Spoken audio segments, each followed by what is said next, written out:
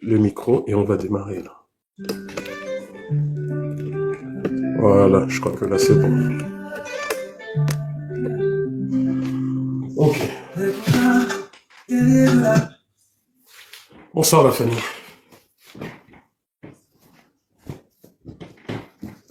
Bonsoir la famille. Jeudi, vendredi, j'ai été alerté par les ressortissants du canton Ozuri, des villages se trouvant dans la zone d'Ozuri. Ozuri, pour ceux qui ne connaissent pas, c'est cet endroit du Gabon où sort en grande partie le fleuve Ogoué. Hein? Vous savez que l'Ogoué traverse le Gabon du sud-est et se jette dans l'estuaire, je dis dans l'estuaire, dans l'Ogoué maritime, à deux endroits. Un endroit qu'on appelle Ozombois, c'est en face de Port-Gentil, hein, le port de Port-Gentil, tout ça, voilà. Et un autre endroit qu'on appelle à Ozuri, à la Remboué. Du moins, la Remboué, cet endroit. Et là, à cet endroit, comme vous le savez, un peu partout dans le pays, vit des communautés depuis des siècles et des siècles. Des communautés issues des migrations depuis des millénaires, depuis des centaines d'années. Des communautés que les Occidentaux ont trouvées lorsqu'ils sont arrivés envahir et coloniser le Gabon. Des communautés que les Occidentaux ont trouvées lorsqu'ils ont décidé plus tard de mettre des frontières et de fabriquer ce pays qu'on appelle aujourd'hui le Gabon. De ces communautés-là sont issues principalement des communautés du groupe Mienais. Vous savez que le groupe Mienais est un groupe qui, en lui, a encore on va dire des sous-groupes. Et dans cette zone, vous avez trois groupes Mienais principalement, si ce n'est trois ou deux. Vous avez le groupe Orungu, c'est ce groupe Mienais qu'on va retrouver, qui est originaire de tout ce qu'on appelle aujourd'hui Port-Gentil. Vous avez le groupe Nkomi, c'est ce groupe Mienais qui va de la sortie de Port-Gentil vers Etimboué, vers voilà toute cette zone un peu. Et aujourd'hui, Oligui Nguema a décidé de raser certains villages historiques, en tout cas une bonne partie, et a donné un ultimatum à ces centaines de personnes, si ce n'est des milliers, a donné 1 an d'ultimatum à ces personnes pour quitter leur terre. Vous savez, malheureusement, l'histoire nous donne toujours raison. Et le temps que les Gabonais ouvrent les yeux, il est souvent trop tard. Brice Clotaire Oligui Nguema est parti il y a quelques mois aux États-Unis. Vous l'avez tous vu. Il était tout fier. Il est allé vanter les possibilités du Gabon. Il allait dire qu'il y avait de la matière, que les puissances étrangères pouvaient se faire de l'argent au Gabon. Il allait vanter les terres rares que nous avons au Gabon. Terres rares qu'une partie, je crois, à l'époque, les Bongos voulaient exploiter, ou Comilog, ou je ne sais pas, une histoire assez compliquée, hein, les terres de Maboumine. Et voilà que Oligui Nguema, en revenant au Gabon, nous a fait comprendre qu'il aurait signé des contrats avec des entreprises américaines. Avant ça, si vous vous rappelez, 1 an avant, Clotaire Oligui Nguema était venu en France et avait présenté à l'époque avec Maïs Moussi et avec son oncle Henri-Claude Ohima, il nous avait informé, excusez-moi, il nous avait informé du fait qu'ils avaient signé plus de 800 contrats ici en France. Je suis sorti. J'ai fait plusieurs sorties, j'ai fait plusieurs posts où j'ai demandé à la nouvelle gouvernance que comme les règles de bonne gestion, comme les règles démocratiques le veulent, le recommandent, le demandent, qu'ils rendent public l'ensemble des contrats qui ont été signés et quels sont les impacts économiques et autres que ces contrats passés et signés au nom du Gabon peuvent avoir. Parce que nous avons en mémoire par le passé, dans les années 90, on avait déjà commencé par nous dire que certains ministres de la République avaient vendu les îles Mbagné à la Guinée équatoriale, rappelez-vous, toujours dans des affaires obscures. On nous a dit plus tard que le fer de Belinga avait été vendu aux Chinois, toujours dans des affaires obscures. Et fort de ces expériences, et vous le voyez, des nombreux documentaires même que je poste, comment les ports ERA du Gabon, les contrats sont attribués toujours de manière obscure, avec des forts soupçons, si ce n'est des soupçons avérés de corruption. J'ai fait plusieurs sorties en demandant à ce nouveau gouvernement, qui s'est érigé en gouvernement de rupture par rapport à ce qui se faisait avant. J'ai demandé à ce gouvernement de rendre public l'ensemble des contrats signés à l'étranger au nom du peuple gabonais, pas au nom de Brice Clotaire Oligui Nguema, pas au nom de sa 5e République, mais au nom du peuple gabonais. Parce qu'il faudrait bien que vous, peuple gabonais, vous compreniez que tout ce qui est fait n'est pas fait pour Oligui Nguema, n'est pas fait pour UDB, mais officiellement c'est fait au nom de la République gabonaise, au nom du peuple gabonais. À ce jour, rien n'a été fait.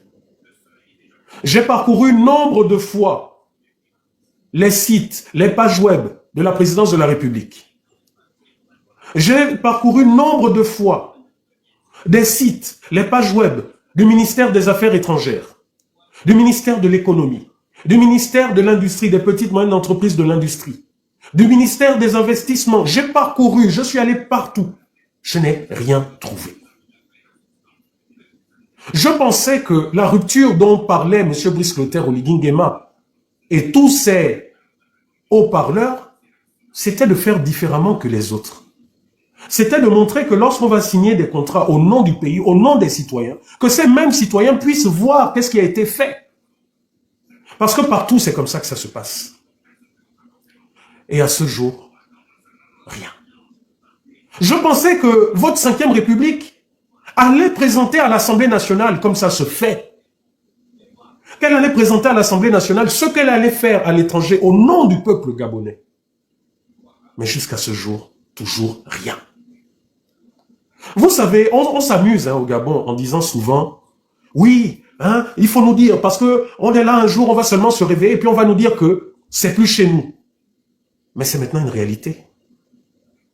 C'est maintenant une réalité. Ceux qui pensent que ce sont des blagues, ceux qui aujourd'hui pensent que ces choses, c'était un fantasme, aujourd'hui les habitants d'Ozuri se sont réveillés avec la surprise d'avoir M. Richard Njami, l'homme de main, l'un des hommes de main de Brice Clotaire Oligui Nguema, la préfète du département de Benjé, le président du conseil départemental de Benjé et une autre dame dont j'ai oublié le nom, une conseillère spéciale d'Oligui Nguema, et M. Blanchet, un occidental qui serait présenté comme le directeur général de l'entreprise Dusk. Ce vendredi, ils ont réuni comme ça les habitants de plusieurs villages pour leur dire que vous avez un an pour déguerpir, pour dégager les lieux. Parce qu'Oligui Nguema a décidé de faire construire sur leur village, sur leur terre, une usine de transformation de terres rares. Et que pour ce faire, il est en train d'attribuer, si ce n'est déjà fait, à cette entreprise américaine, un titre foncier de plusieurs hectares. Alors je vous pose la question. Vous les supporters de Oligui Nguema, je vous pose la question. Vous qui chantez les louanges d'Oligui Nguema, vous qui avez tapé sur l'ancien régime en disant que Ali Bongo a vendu le pays à Olam, Ali Bongo a vendu ci, a vendu ça. Je vous pose la question. Est-ce encore Ali Bongo aujourd'hui en 2026? Est-ce Alain-Claude Billet-Binzé aujourd'hui en 2026 qui est en train de vendre les terres du peuple gabonais au détriment du peuple gabonais? Je vous pose la question. Est-ce actuellement des activistes qui sont en train de vendre les terres du Gabon? Parce que lorsqu'on vous entend parler, vous nous attaquez en disant que nous parlons mal de notre pays. Que tout ce que nous avons dans nos bouches, ce n'est que la négativité dans notre pays.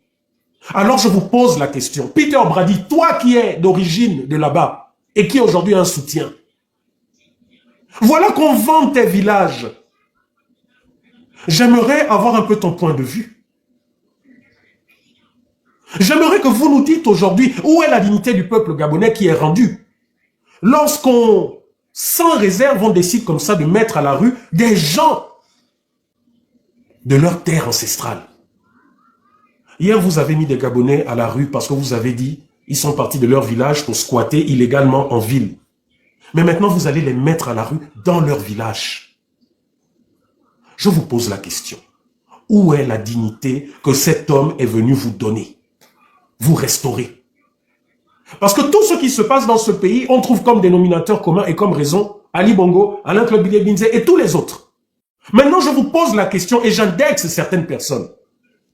Dites-moi, s'il a ces terres ancestrales qui sont en train d'être vendues à l'étranger, si c'est toujours l'ancien régime, parce que je vais vous dire comment ça se passe ailleurs.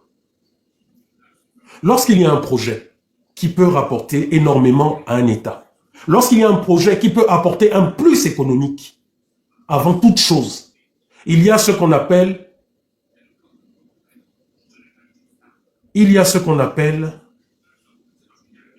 une étude d'impact environnemental. Monsieur ou madame Luciole, il faudrait bien écouter mes propos et ce que je dis. Vous m'écrivez en me disant, ne faites pas la publicité à monsieur Alain-Claude Billiet-Binzé. Je crois que mes positions ont été suffisamment claires. Mais il faudrait que nous arrêtions aussi de nous comporter comme des autruches. Il faudrait que nous arrêtions d'accepter que ce gouvernement qui est là depuis maintenant 3 ans va d'échec en échec et reporte ses échecs sur les prédécesseurs.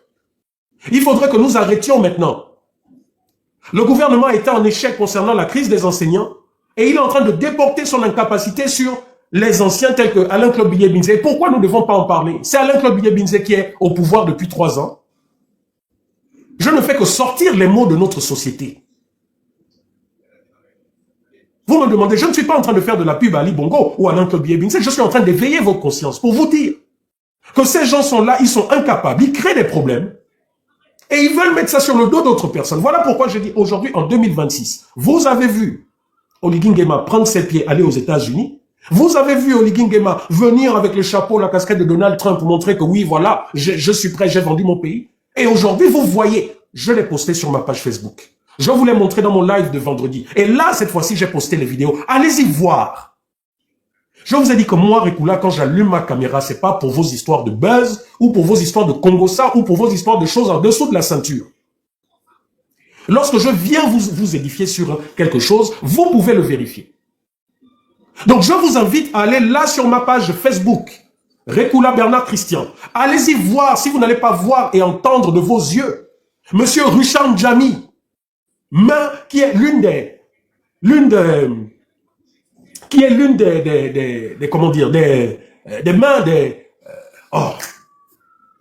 l'un des hommes de main de Brice Lothaire Oligui. Allez-y voir si vous n'allez pas le voir et expliquer aux villageois, aux habitants, aux autochtones de ces villages, si ils ne sont pas en train de vendre, si ils ne doivent pas, s'ils n'ont pas, allez-y voir. Et à vous qui m'écrivez là, quelqu'un vient de m'écrire quel est ton village. Vous savez, je suis d'abord gabonais. Mon village, c'est tout le Gabon. Voilà pourquoi vous me voyez combattre pour tout ce qui concerne le Gabon. Mon village, c'est Koumassi.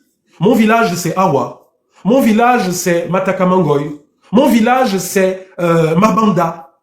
Mon village, c'est tout le Gabon. Maintenant, quand vous voulez plus de précision, mon père s'appelait Rekula François, il est mort aujourd'hui. Son père, Ogula Benoît, sa mère, Foutou Marie. Mon père est originaire des Timboué, de Ngoé plus précisément. Et Ozuri, où il est là, tout ça, ce sont leurs villages. Parce que je ne sais pas vous si vous êtes occidental, mais chez nous, les Bantous, lorsque vous avez un père et une mère, le village de votre père, c'est votre village. Le village de votre mère, c'est votre village. Que vous soyez matriarcat ou patriarcat, ça n'enlève rien du tout. Votre père et le père et la mère de votre père ont eux aussi des villages. Donc, vous pouvez être d'une région et avoir plusieurs villages, et avoir séjourné dans plusieurs villages. Donc, je vous ai donné des noms. Allez-y à Ozuri, et vous cherchez la famille Rekula, la famille de Rekula François, la famille d'Ogula Benoît, la famille d'Ogula Jean-Pierre. Allez-y. Donc, je ne suis pas là pour venir faire votre comédie habituelle. Allez-y à Ngoé, allez-y à Rallier. Je vous ai dit ici plusieurs fois que de par mon père, je suis de la région de l'Ogooué-Maritime et de par ma mère, je suis de la région du Moyen-Ogooué. Batanga, Tchatanga, Oronga, Ngomo, Olamba, ce sont mes villages où j'ai été. Donc, si vous ne connaissez pas vos villages, Ashuka, il y a quelqu'un qui a écrit Osuka, non, on dit Ashuka, oui, Giovanni. Tous ça, ce sont mes villages. Les uns, ce sont les villages propres de mon père ou de ma mère. Les autres, ce sont les villages des oncles, des autres. Ce sont mes villages. OK? Ça, c'est pour la petite parenthèse. Mais au-delà de ça, je me bats pour tout le Gabon. Parce que je ne peux pas concevoir que quelqu'un qui se dit Gabonais, qui se dit aimer son pays, qui se dit respecter les traditions, pour des raisons économiques, va se permettre comme ça de chasser des gens de leur terre ancestrale. En Occident, aux États-Unis, non, je ne me justifie pas. En fait, ce genre de question, c'est un prétexte aussi pour bien rappeler aux gens que je suis bien Gabonais, que j'ai mes racines. Je n'ai pas à me justifier face à certaines personnes. C'est juste un prétexte. Ce sont des questions qui me permettent de bien expliquer aux gens pourquoi je me bats. Donc, en Occident, lorsque vous avez un projet qui puisse impacter le pays, qui puisse rapporter énormément d'argent, avant toute chose, il y a ce qu'on appelle l'étude d'impact. Dans l'étude d'impact, ce n'est pas Marc Ona ou le ministre actuel des Mines qui vont venir me contredire. L'étude d'impact, c'est l'élément essentiel avant la mise en place de tout projet. C'est l'étude d'impact qui va déterminer si, effectivement, on peut réaliser ce projet à tel endroit. Et dans l'étude d'impact, on prend en compte les populations. On prend en compte l'environnement, les cours d'eau, la nature et autres. C'est quand tous ces éléments sont réunis qu'on peut dire, OK, on va faire ce projet-là.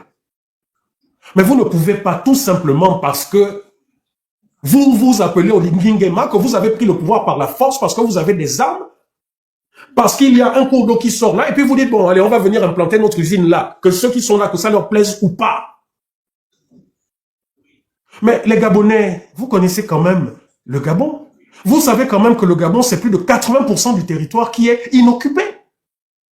Et même aux Ouri, là où aujourd'hui ils veulent implanter cette usine de transformation de terres rares, mais il y a la place, mon Dieu. Pourquoi subitement c'est là où les gens vivent déjà que vous voulez déloger pour aller construire votre usine? Et vous venez parler au nom du développement? Mais le développement, justement, c'est d'aller à des endroits où il n'y a personne pour attirer l'industrie, pour attirer l'expansion des villes. Voilà le développement. Le développement, c'est pas, vous ne faites rien pour le peuple se bat dans un endroit pour se développer, et quand le peuple s'est développé à un certain niveau, vous venez vous casser, vous dites, la terre appartient à l'État. Aux Ouri dont je parle, allez-y voir, c'est une étendue de terre et d'eau immense. Pourquoi c'est seulement là où il y a ces villages que vous venez implanter? C'est pas la terre qui manque là-bas. Vous voulez exploiter les terres de Ndjolé et autres. Vous voulez exploiter, parce que de ce que j'ai commencé à apprendre de ce cours, de ce projet, ces fameuses terres rares là, vont être exploitées dans la région de Ndjolé, Lambaréné, et ils vont utiliser le cours d'eau, ils vont utiliser l'Ogoué. Vous savez que depuis Lambaréné, en utilisant l'Ogoué, vous sortez à Port-Gentil. Mais comme le projet, c'est pas Port-Gentil, le projet, c'est envoyer nos terres vers les États-Unis, vers l'Amérique. Donc, ils veulent utiliser l'Ogoué, le cours d'eau, l'Ogoué, pour sortir au niveau d'Ozouri. Parce qu'Ozouri est l'un des points de sortie. Pour ceux qui ne connaissent pas le Gabon, qui ne le connaissent qu'à travers les reportages de RTPDG. Pour ceux qui ne connaissent le Gabon qu'à travers Libreville ou à travers des cahiers. Le fleuve Ogoué que vous connaissez, qui prend sa source au Congo, qui passe depuis Franceville, depuis tout ça avec ses affluents Lampassa, qui coupe le Gabon en deux, qui passe par Lambaréné. Une fois Lambaréné là, il sort dans l'Ogoué maritime. Et à l'Ogoué maritime, le fleuve Ogoué sort à deux endroits principalement. Au niveau de ce qu'on appelle la Remboué et au niveau de j'oublie le nom. Ozouri, pas Ozouri, il y a deux noms là. Pardon, rappelez-moi, j'ai cité les noms tout à l'heure là. Hein? Au niveau de la baie de Port-Gentil là, comment ça s'appelle encore? Où l'océan et l'Ogoué se rencontrent, et d'ailleurs il y a plein de morts à cet endroit. Il y a la Remboué du côté de, il y a même deux endroits. Rappelez-moi, en face de Port-Gentil, comment ça s'appelle? Parce qu'au niveau d'Omboué aussi, aux Omboué, merci, aux Ombois, merci. C'est aux Omboué. Donc, l'Ogoué sort au niveau, en face de Port-Gentil que vous connaissez là, c'est ce qu'on appelle aux Omboué. Et il y a deux autres endroits où il sort encore de façon massive. L'un de ces endroits, c'est Ozouri. L'autre endroit là-bas, c'est avant Omboué, au niveau du deuxième pont d'Omboué, là, le fameux deuxième pont, au niveau d'Olende, Olende plage, tout ça. Là. Voilà les deux, ou si ce n'est les trois grands endroits où l'Omboué sort. Voilà, BP, à la sortie de BP, il traverse CB1, il traverse CB1 pour sortir à Olende, là-bas, Olende plage. Vous avez devant là-bas Ozuri, et l'autre, c'est à Ozomboué. Donc, ce ne sont pas les sites qui manquent. Maintenant, je pose la question au Ligingema. Où est, si vos investisseurs ont les milliards aux États-Unis pour venir construire leur usine, que vous décalez votre projet de quelques dizaines de kilomètres, ou même de 2 ou 3 kilomètres, qu'est-ce que ça vous coûtera? Mais pourquoi vous n'aimez pas la paix comme ça? Pourquoi vous n'aimez pas la paix? Vous trouverez normal que quelqu'un se réveille un jour et vienne raser le village de votre père ou le village de votre mère, soit disant que, voilà, pour les biens. Mais allons-y un peu dans le fond. Je vous ai dit la dernière fois que le Gabon a commencé à se développer à cause de là, le village de chez mes parents, là, Ozuri. Je vous ai montré en image le premier puits de pétrole gabonais en 1956, Ozuri, dans les terres de mes pères. Qu'est-ce que les communautés là-bas ont gagné lorsque la SPAF, l'ancêtre d'Elf Gabon, a commencé à exploiter cette zone? Le goudron qui se trouve, les premiers goudrons qui se trouvent partout dans tout Libreville, les premiers immeubles partout dans tout le pays. L'argent est sorti de là-bas. Qu'est-ce que ces communautés ont tiré de ça? Rien du tout. Ozuri est resté le même endroit, exactement le même qu'en 1956, lorsque la SPAF a commencé à exploiter ces terres. Vous prenez maintenant tous les autres puits de pétrole, dans toute la région des Timboué, jusqu'à Iguela, partout où vous voulez. Qu'est-ce que cette région a bénéficié du pétrole qui est sorti de là? Rien du tout. Mais aujourd'hui, Oligingema nous envoie Richard Jami, il nous envoie M. Blanchet, ce fameux... D'ailleurs, je vais entrer en contact avec lui dès lundi parce que j'ai pu avoir son contact. Il nous envoie la préfète de Benjé, du département de Benjé. Il nous envoie le président du conseil départemental de Benjé. Et il vient de dire non, on vous donne 1 an. Il faut accepter ce projet, c'est pour développer le pays. Mais à un moment donné, dites-moi un peu. Vous ne voulez pas qu'on fasse du communautarisme? Mais comment ça se fait qu'il y ait toujours des communautés qui doivent subir pour les autres? Comment ça se fait que l'argent va sortir d'une région du pays, va profiter à tout le pays, mais pas à l'endroit où cet argent sort? Mais il faudra un peu nous expliquer à un moment donné. Vous ne voulez pas qu'on parle de tribalisme. Vous dites non, il n'y a pas de tribalisme. Mais si ça, c'est pas une forme de tribalisme, qu'est-ce que c'est? On ne peut pas aller prendre les richesses d'un endroit du pays, développer les autres en laissant les habitants même. Mais je vous dis, vous qui dites que Rekula est un menteur, allez-y, ou bien vous prenez même Google Maps, vous tapez Ozuri, et puis allez-y, vous regardez les images satellites. Pour un endroit qui a donné du pétrole au pays depuis plus de 80 ans. Ozuri est toujours dans le même état. Mais allez-y à Bongoville, c'était un hameau de 2-3 maisons. Aujourd'hui, c'est une ville. Même Toum n'est pas comparable à Bongoville. Oligui a pris maintenant le pouvoir, il fait la même chose. Chez son père, chez sa mère. Mais enfin, Oligui Nguema, c'est quoi ton problème? Finalement, c'est comme si tu as un problème personnel avec la communauté Néné. Vous ne voulez pas qu'on parle de communautarisme, mais ça y ressemble au final. Mais bien sûr qu'Ozuri, c'est une plaine. Tout Port-Gentil, c'est une plaine. Vous avez déjà vu une montagne là-bas? Vous qui m'écrivez, Ozuri, c'est une plaine. Ce sont des plaines, ce sont des savanes, et ensuite il y a la forêt. Quand vous dites Ozuri, c'est une plaine, d'accord, traversez. Qu'est-ce qui se passe une fois que vous avez traversé le premier pont? C'est toujours des plaines? Ce sont des forêts sur des centaines de kilomètres, des forêts de grands arbres, des forêts de palétuviers géants et autres.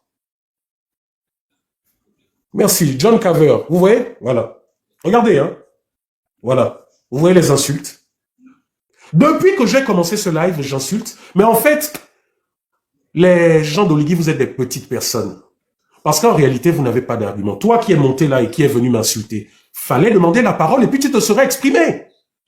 Mais moi, je vous ai dit, Rekula, contrairement peut-être à certains que vous payez ici en Europe pour nous faire passer, nous, les lanceurs d'alerte, pour des voyous, je n'ai pas besoin d'insulter pour exprimer et montrer la vérité au peuple gabonais. C'est ça la différence. Ne vous en faites pas. Je reste concentré, Giovanni. Je reste concentré.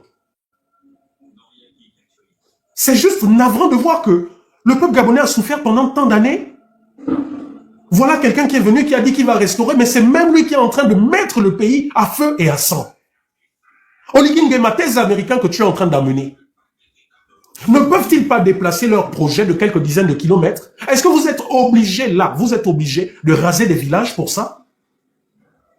On vous avait dit, peuple gabonais, ne votez pas cette constitution, vous avez voté. Des avocats sont même venus sur des plateaux télé vous dire, attention, ça qui a été modifié, c'est un danger pour la nation. Et vous qui ne vous sentez pas concernés parce que peut-être vous estimez que c'est loin de vos villages. Mais donc priez. Priez qu'on ne trouve jamais de richesse à côté de vos villages ou sous vos villages parce que vous allez subir le même sort si aujourd'hui vous ne vous levez pas. Vous allez subir le même sort si vous ne vous levez pas. Hier, c'était à Mwanda, à Leïma. Les Gabonais ont regardé, ils n'ont rien dit. On a pris Gaëtan Ayami, on l'a fait passer pour un voyou. Oh, il a fait marcher le président alors qu'il n'a pas de maison. Faux! On l'a pris, on voulait l'amener, montrer. Mais il a eu peur. Pourquoi vouliez-vous qu'il montre sa maison? Hier, c'était Leïma. Là, à Mwanda, les Gabonais ont laissé, ils ont regardé. Ça ne les concernait pas parce que c'était loin de chez eux. Aujourd'hui, c'est là, c'est Ouzouri. Hier, c'était les habitants là, à Libreville, que vous avez chassés et autres. En fait, finalement, vous les Gabonais, vous n'êtes solidaires que dans la bêtise. Parce que quand il s'est agi de faire de la xénophobie envers nos frères africains, là, vous étiez unis. On vous voyait vous attraper les crises. La rigolote de Berthier et toute sa bande. Ah, moi je suis gabonaise, moi il y va, blablabla, blablabla. Où est ta bouche? Où vous êtes? Ce rigolo qui n'a jamais travaillé de sa vie, ni au privé, ni à la fonction publique, qui s'appelle Foumbula. Pourquoi là je ne vois pas ta bouche? Toi qui es devenu porte-parole de tout dans votre 5e République. Je ne vois pas ta bouche maintenant s'exciter pour parler de ça. Marc Onard, Marc, tu as eu, il paraît, un prix, l'équivalent du prix Nobel de la paix concernant le domaine d'environnement. Tu t'es présenté partout comme un homme d'environnement. Maintenant que tu es au pouvoir, c'est fini. Si hier c'était Ali Bongo qui faisait ça, le monde entier se serait soulevé. Et je vous ai donné un exemple. Lorsqu'Olam est parti dans le Wellington parce qu'il voulait faire la même chose, Marc Ona s'est levé. Bertrand Zibi s'est levé. Il allait jusqu'à Singapour, jusqu'en Malaisie. Ils n'ont pas attendu, hein. Ils ne se sont pas dit, bon, on va alerter le Gabon entier. Non, ils se sont levés parce que là, il n'y avait plus question de, oh, moi je suis du pouvoir, moi je suis société civile, Non, c'était d'abord les fils de ce pays. Alors je vous pose la question à vous, les fils de cette terre, jusqu'à quand vous allez continuer de vous laisser écraser comme ça? Parce que les autres qui gouvernent ce pays ne vous respectent pas, ils vous méprisent. Jusqu'à quand? Jean-Ping vous a laissé écraser parce qu'il avait ses intérêts avec la famille au pouvoir. Aujourd'hui, il a à nouveau ses intérêts avec le pouvoir. Marc Tchongo vous a laissé vous écraser parce qu'il avait ses intérêts avec le pouvoir. Jusqu'aujourd'hui, il a ses intérêts. Michel Essongué, c'est la même chose. Et sans compter tous les autres là qui se cachent. Mais vous pensez que là, quand Récoula, je fais cet appel, vous pensez que les autres membres, les autres communautés qui constituent ce pays vont pouvoir se lever pour vous défendre si vous-même vous jouez les blancs, petits pieds sur grands pieds, bras croisés? Mais finalement, les miens, je ne sais pas. Vous êtes trop qui, en fait? Je ne sais pas. Qu'est-ce que vous êtes? Mais finalement, je crois que donc les autres ont raison de dire que vous êtes les spécialistes de la vente du pays. Vous avez accueilli tout le monde à Libreville. Vous avez été dépouillés de vos villages. Vous êtes là au Gabon, à Libreville, vous n'avez plus de village. Pour ceux qui sont à Libreville. Vous, ceux de Lambaréné, c'est la même chose. Il y a quelques années, vos propres enfants vendaient vos terres, les terres ancestrales, détruisaient les tombes. Le Libanais Djelalil a détruit les tombes ancestrales et autres. Je suis allé, j'ai fait des films, je vous ai montré, bouche fermée. À Omboué, c'est pareil, Périnco est venu, a fait tout et n'importe quoi, bouche fermée. Parce que vos gens là-bas, les Ping et autres, et leurs enfants, ont les intérêts dans le pétrole. Et voilà que maintenant, c'est Ouzouri. Mais en fait, vous faites honte. Je dis vraiment, vous êtes un peuple, vous faites honte. Mais c'est quand qu'à un moment vous allez vous lever pour vous dire non, il y a la politique, mais il y a aussi nos terres, que là c'est chez nous. C'est parce que vous avez cette attitude-là qu'Oligui se permet de faire ce qu'il fait, de vous mépriser. Ça, il ne le ferait jamais ailleurs. Rappelez-vous, il y a quelques semaines, il y a quelques années dans le Haut-Togo, il y a, je ne sais pas, il y a eu un problème comme ça, des terres et des terres, des hectares qui ont été vendus à, je ne sais pas, monsieur Ouest-Africain. Regardez comment la communauté s'est levée et ce problème a été vite réglé. Mais vous, vous êtes toujours les moins chers. Les suppôts d'Oligui, les Calicis s'organisent des panels entiers pour vous. Quand les miens, vous n'êtes pas des Gabonais, vous êtes des intrus. Voilà, c'est ça là qu'ils sont en train d'appliquer. C'est juste une honte. Mais là, je ne m'adresse pas aux habitants. Je m'adresse à ces hommes politiques-là, qui sont originaires de cet endroit. Ne faites pas la confusion. Je m'adresse à ces hommes politiques-là. C'est vous, lorsqu'on se lève, lorsque je me suis levé pour combattre Perenco, c'est vous qui m'avez combattu. Ce n'est pas les habitants. Aujourd'hui, la plainte de Perenco, l'élément qui manque est bloqué à cause de Georges Paga, parce que vous avez retourné Georges Paga. Parce que vous mangez tous à la même table. C'est vous qui marchez sur vos peuples. Voilà pourquoi je m'adresse là aux populations. Vous allez comprendre maintenant que, comme je le dis toujours, s'il te plaît, passe-moi ton téléphone. Je vais montrer rapidement quelque chose. Je vous dis toujours que, comprenez pourquoi le pouvoir, les pouvoirs en place, nous en veulent, nous qui sommes à l'étranger. C'est parce que nous avons une liberté d'action dans le combat que vous ne pouvez pas avoir. Je peux dénoncer ces faits sans risque d'aller en prison. Mais vous ne pouvez pas le faire. Vous ne pouvez pas le faire. Ce que je peux faire également, et je vous le demande, à tous les habitants des villages d'Ozuri, de tout ce département, regroupez-vous en collectif. Regroupez-vous, écoutez ce que je suis en train de vous dire, parce que là on va sur le terrain juridique. Regroupez-vous en collectif. Faites-moi, donnez-moi un mandat de représentation. Je dis bien, regroupez-vous en collectif. Donnez-moi un mandat de représentation. Que oui, nous, population d'Ozuri, impactée par le projet, machin, quoi. Nous donnons mandat à M. Bernard Christian Rékoula pour nous représenter. Vous savez ce que je vais faire? Je vais faire exactement ce que je suis en train de faire avec Perenco et exactement ce que nous sommes en train de faire pour Mwanda. Nous allons contacter des cabinets d'avocats avec qui nous travaillons, des cabinets qui sont spécialisés dans ça, dans ce type de problème. C'est des cabinets qui n'attendent que ça. Nous allons contacter ces cabinets, leur soumettre le problème, les projets d'État et autres, leur envoyer le maximum de photos, de vidéos concernant cet endroit. En fonction maintenant des entreprises impactées dans ce projet, nous allons saisir soit les partenaires qui sont aux États-Unis. Oligui Nguema a vu lui-même et il sait de quoi je parle. Soit nous allons saisir les partenaires, les cabinets d'avocats qui sont en Angleterre. Je suis en contact direct depuis plusieurs années avec le cabinet anglais qui a gagné contre Shell au Nigeria. Je suis en contact direct avec l'avocate qui actuellement a bloqué le projet de Total en Ouganda. Et je travaille avec des Américains également qui bloquent tous ces projets. Et il faut savoir une chose, c'est que si le Gabon est une république bananière et que les dirigeants gabonais peuvent faire ce qu'ils veulent, retenez que toute entreprise occidentale qui a une filière, quelle que soit là où elle a sa filière, cette entreprise est soumise aux réglementations européennes. Donc si Oligui a décidé comme ça de raser des villages pour implanter son usine, nous n'allons pas nous en prendre à Oligui ni au gouvernement gabonais. Nous allons nous en prendre directement à ces entreprises-là. Qu'elles soient américaines, françaises ou anglaises, elles sont soumises aux lois européennes. Et croyez-moi, il n'y aura aucune étude d'impact qui pourra voir qu'il y a des centaines et des centaines de kilomètres carrés de libre, où on peut même créer des ports en eau profonde et autres, et qui dira que oui, on ne peut pas créer là, on peut créer là où il y a ces villages. Vous ne trouverez pas une étude d'impact environnemental de ça. Donc je répète, je vous demande, donnez-moi le mandat de représentation en collectif. Nous allons avoir une première réunion avec des avocats, et si vous voulez même, elle va même être publique, pour que le gouvernement gabonais voit que nous ne sommes pas là pour nous amuser. Donc on ne va pas s'occuper du gouvernement gabonais, ils n'ont qu'à faire tout ce qu'ils veulent. Nous, on va juste s'occuper de ces entreprises-là, qui vont partir des États-Unis ou de France, ou d'Angleterre, ou je ne sais trop quoi, pour venir nous chasser chez nous. Et c'est là où ces entreprises comprendront qu'il y a une loi, qu'il y a des règles, qui disent que les peuples autochtones ont des droits inaliénables.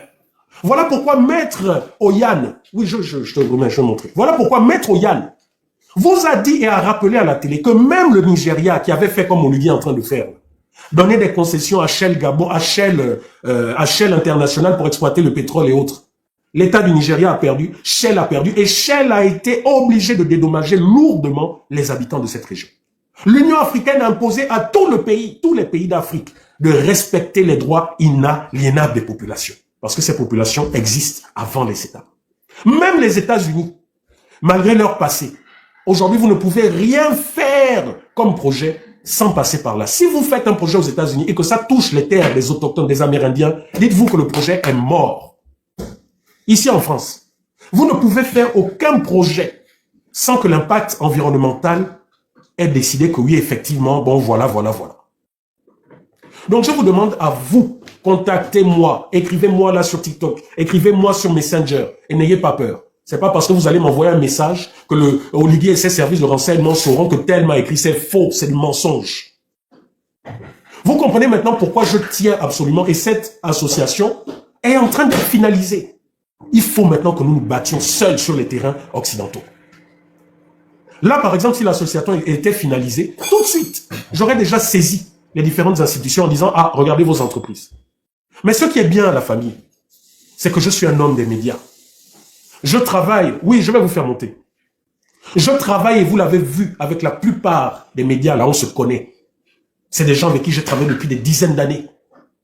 Donc, il n'y a rien qui se fera, qui ne passera à la télé, qui ne sera connu.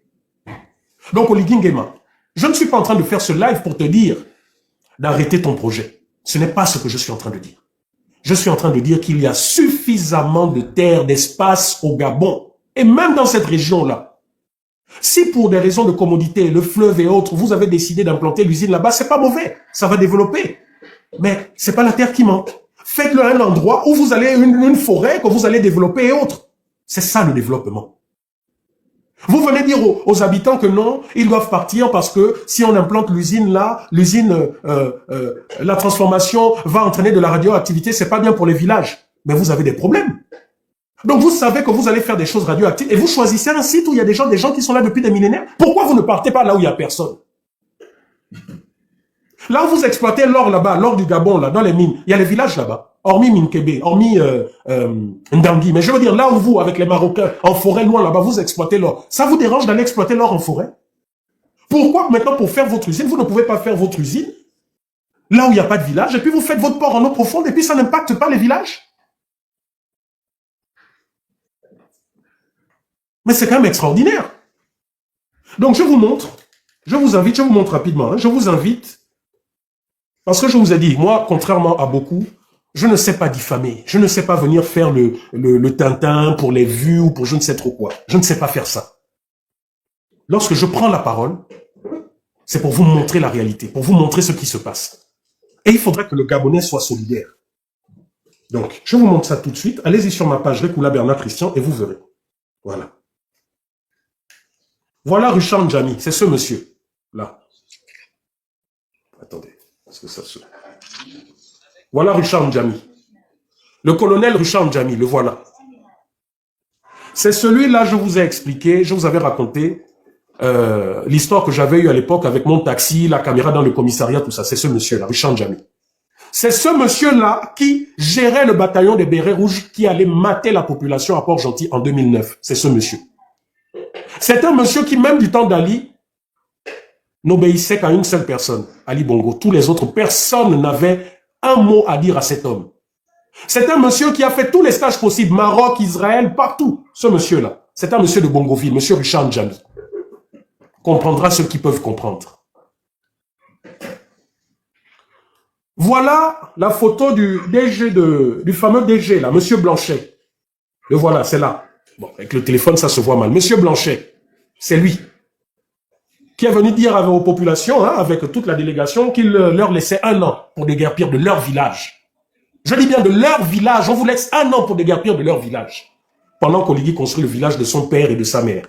Il va raser le village des autres et il est tout content. Voilà, voilà la réunion. Attendez.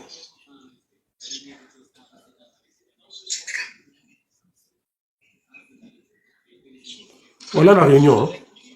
C'est là. Vous entendez ce qu'il dit?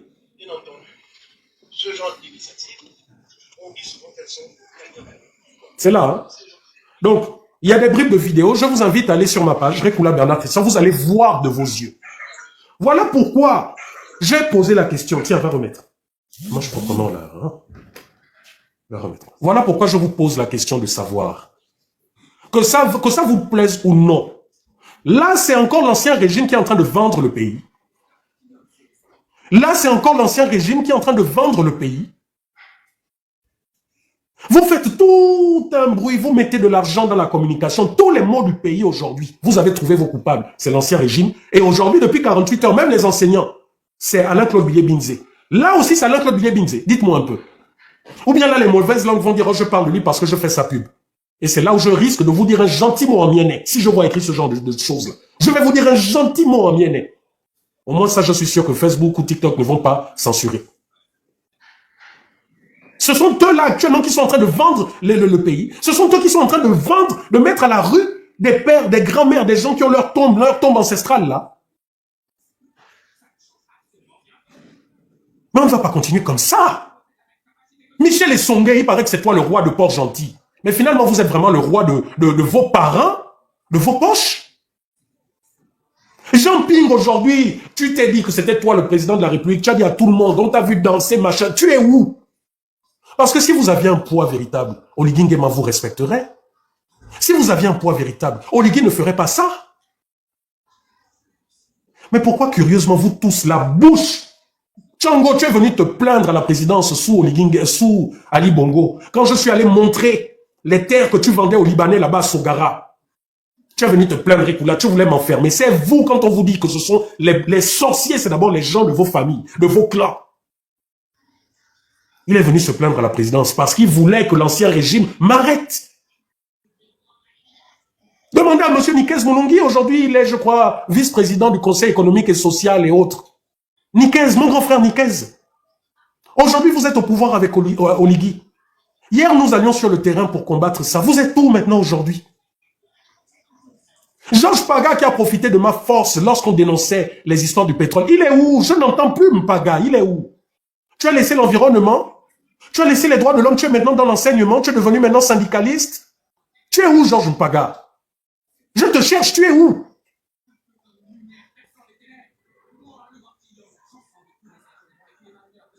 Je termine, hein. Les gens vont monter, j'ai dit ce que j'avais à dire.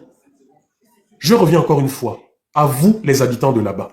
Écoutez bien, la démarche, ce n'est pas de dire qu'on va annuler ce projet, ce n'est pas ce que je suis en train de vous dire. La démarche est de contraindre cette entreprise à aller construire son usine ailleurs. Voilà la démarche. Et ça, on ne peut le faire qu'en touchant la justice occidentale ici. En touchant les médias, et croyez-moi, France-Afrique ou pas, ça va se faire. Si j'ai pu amener les télévisions nationales françaises, allemandes, suisses et autres au Gabon, ce n'est pas ce problème qui ne sera pas vu. Et retenez une chose, c'est que le pouvoir de Macron ne maîtrise pas toute la France. Parce que même ici en France, il a aussi des oppositions. Ces oppositions aussi ont des contacts. Ces oppositions ont aussi des lobbies. Donc ne vous laissez pas avoir. Quand on ne peut rien, ce sont les amis d'Oligui, oh les Macron, oh Donald Trump. C'est faux. C'est peut-être parce que certains d'entre vous, vous n'êtes pas suffisamment instruits, vous n'avez pas suffisamment de connaissances pour savoir que les choses en réalité ne se passent pas comme ça. Faites, regroupez-vous en collectif. Donnez-moi le mandat de représentation et je vais activer les avocats pour que ce projet soit délocalisé. Et on va se battre. Vous fatiguez? Oui, non. Thomas, comme je fatigue là, attends, je t'envoie un peu au Zimbabwe en première classe. Voilà. Là-bas, tu ne seras pas fatigué. Voilà. Ciao, ciao. Au revoir. Voilà. Donc, j'en ai fini. Vous pouvez monter pour ceux qui veulent monter. Bonjour Bernard. Bonjour, Peace. Tu peux prendre la parole. Hein? Oui, bonjour. Non, je disais que tu as tout à fait raison. Hein. Alors, mettez-vous en montant, s'il vous plaît. Bloquez vos micros, s'il vous plaît. Oui, donc je disais qu'effectivement, tu as raison. Mais ce qui est dommage, c'est que les Gabonais ne se posent pas les bonnes questions. Aujourd'hui, certes, c'est Ozuri qui est touché, mais c'est tout le Gabon qui va avoir des soucis. Pourquoi? Je m'explique. Là, je vois ici coopération. Le Gabon et les Émirats arabes unis signent un accord de 195 milliards de francs CFA. Bon, c'est sur quelle base? Que contient cet accord? Et après, on va aller vendre un endroit, on va dire que oui, on fait des affaires et tout. On quitte encore là. Parce qu'il faut suivre l'actualité du pays, c'est pas seulement aller dire que machin. Eau, électricité et eau. La Banque mondiale décaisse 85 milliards de francs CFA en faveur du Gabon.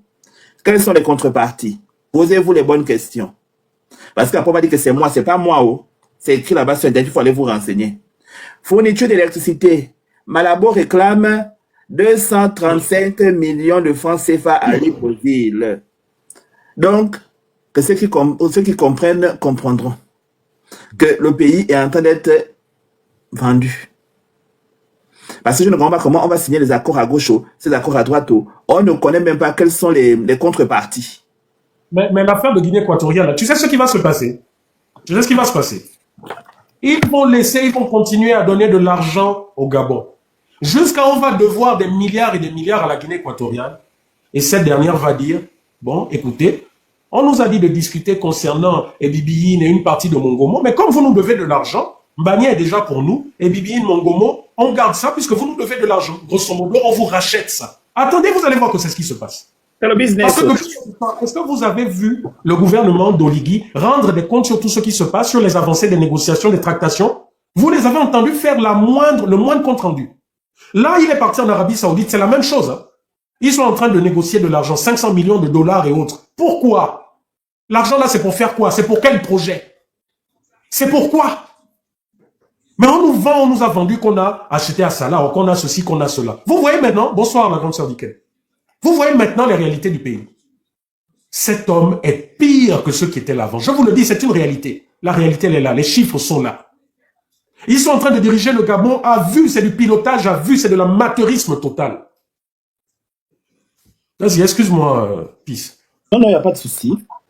Donc, c'est pour dire, en tout cas, c'est écrit là-bas. Ils expliquent leur truc dans le direct info là-bas. Mais franchement, tu ne sais même pas ça repose sur quoi l'accord. On te parle juste de manière générale comme d'habitude. Ils n'arrivent pas à expliquer le contenu de la chose. Et c'est ça, en fait. C'est-à-dire que on est toujours dans une fourberie. Nous avons des ministres qui sont incapables de nous expliquer quel est le nouveau programme qui a été mis en place par le FMI. Depuis, ils sont en train de tourner en rond. Vous allez signer des choses, vous n'informez pas les gens et vous allez dire toujours que oh, c'est le gouvernement qui était avant, le gouvernement d'il y a 10 ans, oh, le gouvernement d'Ali. Mais si vous n'êtes pas capable, rappelez, Ali va venir prendre le pouvoir parce qu'apparemment, vous n'êtes pas capable. Vous êtes incapable. Tout, c'est ce qu'on nous sait. De là, quand même, à dire, rappeler Ali, non. Moi, je pense qu'il y a d'autres personnes. C'est de l'ironie, tu vois, on est en train d'ironiser. Mais le nouveau, et ce régime. Bon, après, je comprends que c'est une manière de parler, je comprends, mais bon, même non, l'ironie, tu vois, non. Pour dire que, puisque vous n'êtes pas capable, vous ne pouvez pas nous sortir que c'est Ali qui est là depuis la fin de l'année 2023. 2024, vous avez dépassé tout ce qui est loi de finances, c'est-à-dire ce qu'on avait donné comme information au niveau de la masse salariale du personnel des différents ministères. Vous avez dépassé tout le budget. Et là, vous nous dites encore, c'est Ali. À un moment donné, il faut assumer ce que vous faites. Le rapport de la Cour des comptes qui a été fait en 2024, c'était pas Ali qui était là en 2024. Donc, à un moment donné, il faut assumer ce que vous faites. N'allez pas coller aux gens vos erreurs. Et c'est ça, en fait, le problème. Là, l'équipe part maintenant signer des contrats s'endetter encore à gauche, à droite. Avant de dire que oh, la dette abyssale a fait que, oh, les dettes machin. Mais il peut prendre des emprunts partout. Par exemple, c'est des emprunts voilés. Tu peux prendre l'argent à la Banque mondiale, c'est gratuit. Il faut rembourser avec les intérêts. Donc, à un moment donné, je ne sais pas, quand ils font leurs choses, ils ne reconnaissent pas. Ils vont à la télé, qu'on paye avec nos redevances audiovisuelles pour aller dire du n'importe quoi. Parce que là, ils vont dire, oh, non, c'est pas nous, c'est la dette, oh non, c'est les investissements, non, c'est... Mais quels investissements? Hier encore, ils étaient tout contents, il fallait voir les publications. Oh, le plus grand immeuble du Gabon, de la Baie des Rois, plus de 24 étages, machin. Mais j'ai écrit à quelqu'un, au grand frère qui a fait cette publication, j'ai dit, mais ton immeuble là, de 24 étages, où ils disent, oh, le développement. J'ai dit, mais avant l'immeuble là, on a eu des immeubles qui étaient les plus grands du Gabon. On a eu l'immeuble de rénovation, c'était le plus grand, les plus beaux. On a eu le 9 étages, c'était parmi l'un des plus grands, les plus beaux. Qu'est-ce qu'ils ont apporté en termes de développement au Gabon? Rien. Ou même en termes de prestige. Donc là, vous allez terminer votre immeuble de la Baie des Rois et autres. Qu'est-ce que ça va apporter en termes de développement au Gabon? C'est ça. Du tout. Par contre, ce qui apporte en développement, c'est si vous souffrez de cancer, vous souffrez de machin, qu'on peut tout opérer au Gabon, qu'on n'a plus besoin de vous évacuer. Voilà ce qui apporte. Voilà le développement. Hein? Si vous avez, je ne sais pas, vous voulez faire des études, je ne sais pas, d'astronomie ou de je ne sais trop quoi, et que vous faites ça à l'université Omar Bongo, il y a les professeurs, il y a tout le matériel didactique. Voilà le développement du Gabon. Mais vous, on vient vous mettre un peu de peinture au bord de mer, on vient vous dire, oh ben des rois, oh le Gabon est développé. Mais vous vous foutez de qui finalement? La vraie déesse, tu as écrit, il s'endette seul, il remboursera seul. Ma famille et moi ne sommes pas concernés. Mais tu es concerné parce que il n'est pas s'endetter là. C'est au nom du Gabon. Ça, c'est de 1. De 2, là, la taxe d'habitation, tu payes, non? La redevance de et toutes les taxes, parce qu'il y a beaucoup de taxes que vous payez de manière indirecte et directe. Donc, tu es concerné parce que c'est ton pays. Et tu payes les Quand tu taxes. achètes le crédit, RTL, Monnaie ou Orange, ou je ne sais trop quoi, là. Même si la facture de l'électricité, c'est dessus. Tu payes. Donc, ne t'en fais pas. Donc, si tu es concerné, ne pense pas que tu es hors du Gabon, tu es dedans même. Et puis, tu participes même à ça, tu ne te rends pas compte. Pour dire qu'à un moment donné, il faut dire non à ce genre de comportement. Parce que une personne ne peut pas se lever un matin, tu vas casser à gauche, tu vas casser à droite. C'est quoi ton problème? Dans ta tête, c'est la destruction seulement. C'est-à-dire que c'est la sorcellerie, je ne comprends plus rien. Tu es devenu maintenant businessman. Ou tu es maintenant quoi? Parce que tu vas maintenant venir vendre tout le pays et nous vendre avec le pays. Parce qu'un matin, on va se réveiller, on sera tous vendus, tu vas quitter le pays. Tu ne peux pas casser à gauche. Oh. Là, même, il est parti casser des gens qui sont partis casser derrière l'Assemblée là-bas. Derrière que maintenant, la brousse là-bas. Oh. C'est ça le développement dont il parle? C'est ça le développement? Donc, tu casses partout. Vas-y. Hier, dans l'édifice commun, le groupe TikTok, Facebook, WhatsApp, hein, où il y a toute la République là-bas. Hier, dans l'édifice commun, il y a quelqu'un qui a écrit « Ah oui, la feuille de route, les 100 jours du gouvernement et autres. » J'ai dit à cette personne, j'aimerais avoir le rapport des 100 premiers jours de Ligi Nguema. Pourquoi? Parce que dans le rapport des 100 premiers jours de Ligi Nguema, dans leur feuille de route, ils doivent nous dire dedans que voilà, on a fait ça, on a fait ça, on a fait ça, n'est-ce pas? On a construit ça, on a fait ci, on a fait ça, d'accord. Là-dedans, ce rapport doit me permettre de voir quelles sont les entreprises qui ont eu des marchés avec l'État gabonais. Ça doit me permettre de voir également au niveau du ministère des Finances comment ces entreprises ont eu les appels d'offres. Elles étaient en concurrence avec qui? Ça me permet de voir le journal officiel, le jour où ces appels d'offres ont été publiés, parce que c'est la loi. Ça me permet de voir que l'argent que ces entreprises ont eu, cet argent est venu d'où? Cet argent doit sortir de la loi des finances. Donc, jusqu'à présent, j'attends voir où est ce rapport. Et je demande à celui qui sait tout, mais rien du tout, qui veut mettre sa bouche dans tout, notre perroquet national désormais, Fumboula, peux-tu me dire où je peux trouver le rapport de vos 100 premiers jours? Parce que j'ai un travail à faire dessus. Je veux savoir quelle est la liste des entreprises qui ont des marchés, qui ont eu tous les marchés avec vous. Je veux savoir l'argent qu'ils ont eu, qu'ils ont obtenu. De quelle ligne budgétaire ça a été imputé? À quel niveau du taux d'exécution des travaux et autres? Je veux savoir. Fumboula, depuis plusieurs jours, on ne fait que te demander également, puisque tu es devenu le porte-parole du gouvernement. Donc, permets que comme tu parles maintenant de tout et n'importe quoi, permets aussi alors qu'on t'invite dans tous les sujets. Donc, Fumboula, je veux que tu viennes nous dire quel est le taux d'exécution du budget depuis 2023, 2024, 2025. C'est bien beau de venir parler, de nous sortir des chiffres abracadabrantesques. Viens nous dire quel est le taux d'exécution du budget. Parce que toutes tes publications, c'est peut-être pour ceux qui ne savent pas comment l'économie tourne, ceux qui ne savent pas comment l'État fonctionne. Mais tu ne vas pas prendre la tête à tout le monde. Donc, je te pose des questions simples et claires devant le public. Donnez-nous où on peut trouver le rapport officiel de vos 100 premiers jours de mandature. Qu'on puisse voir ce que vous faites, qu'on puisse voir les entreprises, comparer et autres, qu'on puisse analyser tout ça et croiser ça avec les lois de finances et autres. Le taux d'exécution du budget. C'est bien de faire toujours des comparaisons. Que non, Souali, voilà comment il faisait, voilà aujourd'hui comment Oligui fait. Ça, c'est de la littérature. Nous, ce qui nous intéresse, c'est le concret. C'est ça qui nous intéresse. C'est pas des belles écritures, des belles paroles. Ça, c'est pour ceux qui ne comprennent pas comment vous avez l'habitude de duper le peuple gabonais. Voilà. Donc, puis, on va passer la parole rapidement à Gaston Bécalé. Bonjour, monsieur Gaston Bécalé. Vous avez la parole. Oui, bonjour, Okola. Bonjour. Moi, j'aimerais d'abord rappeler à ceux qui ont parlé de Billy Bizet tout à l'heure. Il y a quelque chose à préciser qui est très important ici, c'est que Billy Bizet, que personnellement, que moi je ne félicite pas, que je n'admire pas et que je ne soutiendrai jamais, est pourtant en liberté. Il est en liberté, c'est la faute à qui? Si on estime qu'il devrait ne plus jamais parler au nom du peuple, il appartenait au pouvoir issu de la transition de le traduire en justice. Mais ça n'a pas été fait. Lorsqu'ils sont venus, ils ont dit c'est pour restaurer la dignité des Gabonais. Ils sont venus, ils ont attrapé tous les faibles du système. Attends, s'il te plaît. Attends, s'il te plaît. La famille. Vous êtes près de 300 sur TikTok.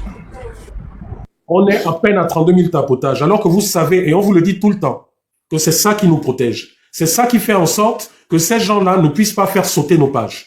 Il y a le cœur du jour, vous ne le prenez pas. On vous demande de prendre des objectifs et autres pour sécuriser le live, vous ne le faites pas. Même ces choses minimes, vous allez dire que c'est aussi la DGSS ou Oligui qui est derrière vous qui vous interdit de le faire? Quand même. Vous commentez, vous montrez votre indignation face à tout ce qui se fait. Mais protégez au moins le live. Vous-même, vous n'êtes pas aussi fatigué que tout le temps on est là à créer des pages parce qu'on nous a suspendus. Vous aussi. Vas-y, mon frère Bekali, reprends. Excuse-moi de t'avoir coupé. Que aujourd'hui, on se plaint que Billy Bizet parle au nom du peuple, que je ne félicite pas. Voilà. Mais sous la transition, ils ont dit qu'ils venaient restaurer la dignité et attraper tous les faussaires de l'État qui ont détruit le pays. Mais qu'est-ce que quelqu'un qui a détruit le pays fait dehors?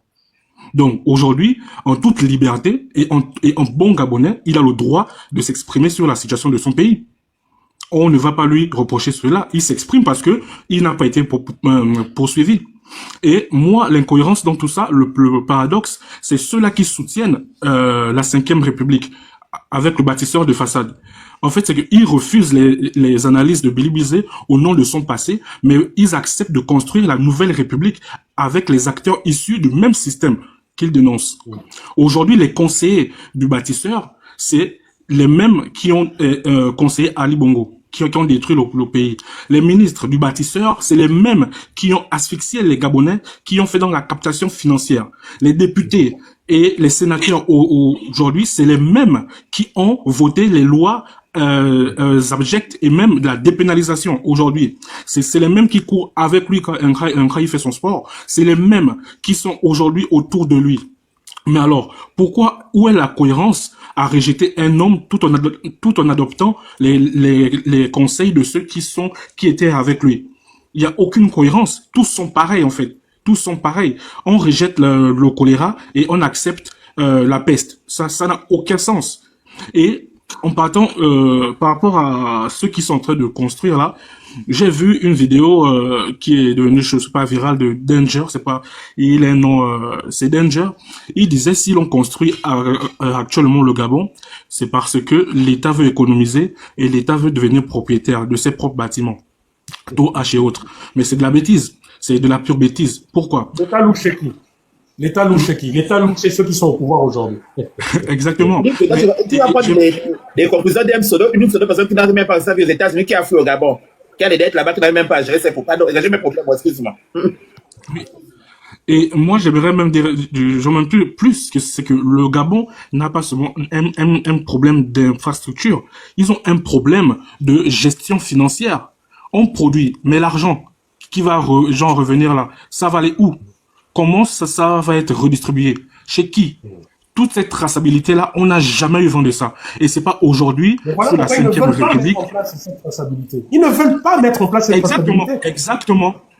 On ne se plaint pas de la construction, d'accord, mais comment ça va être redistribué? On sait tous que tu ne peux pas prendre les anciens du système, les ramener dans un nouveau système avec les mêmes pratiques et en construisant et dire que demain, ça va aller. Non, ça ne va pas aller. Ce sera toujours pareil.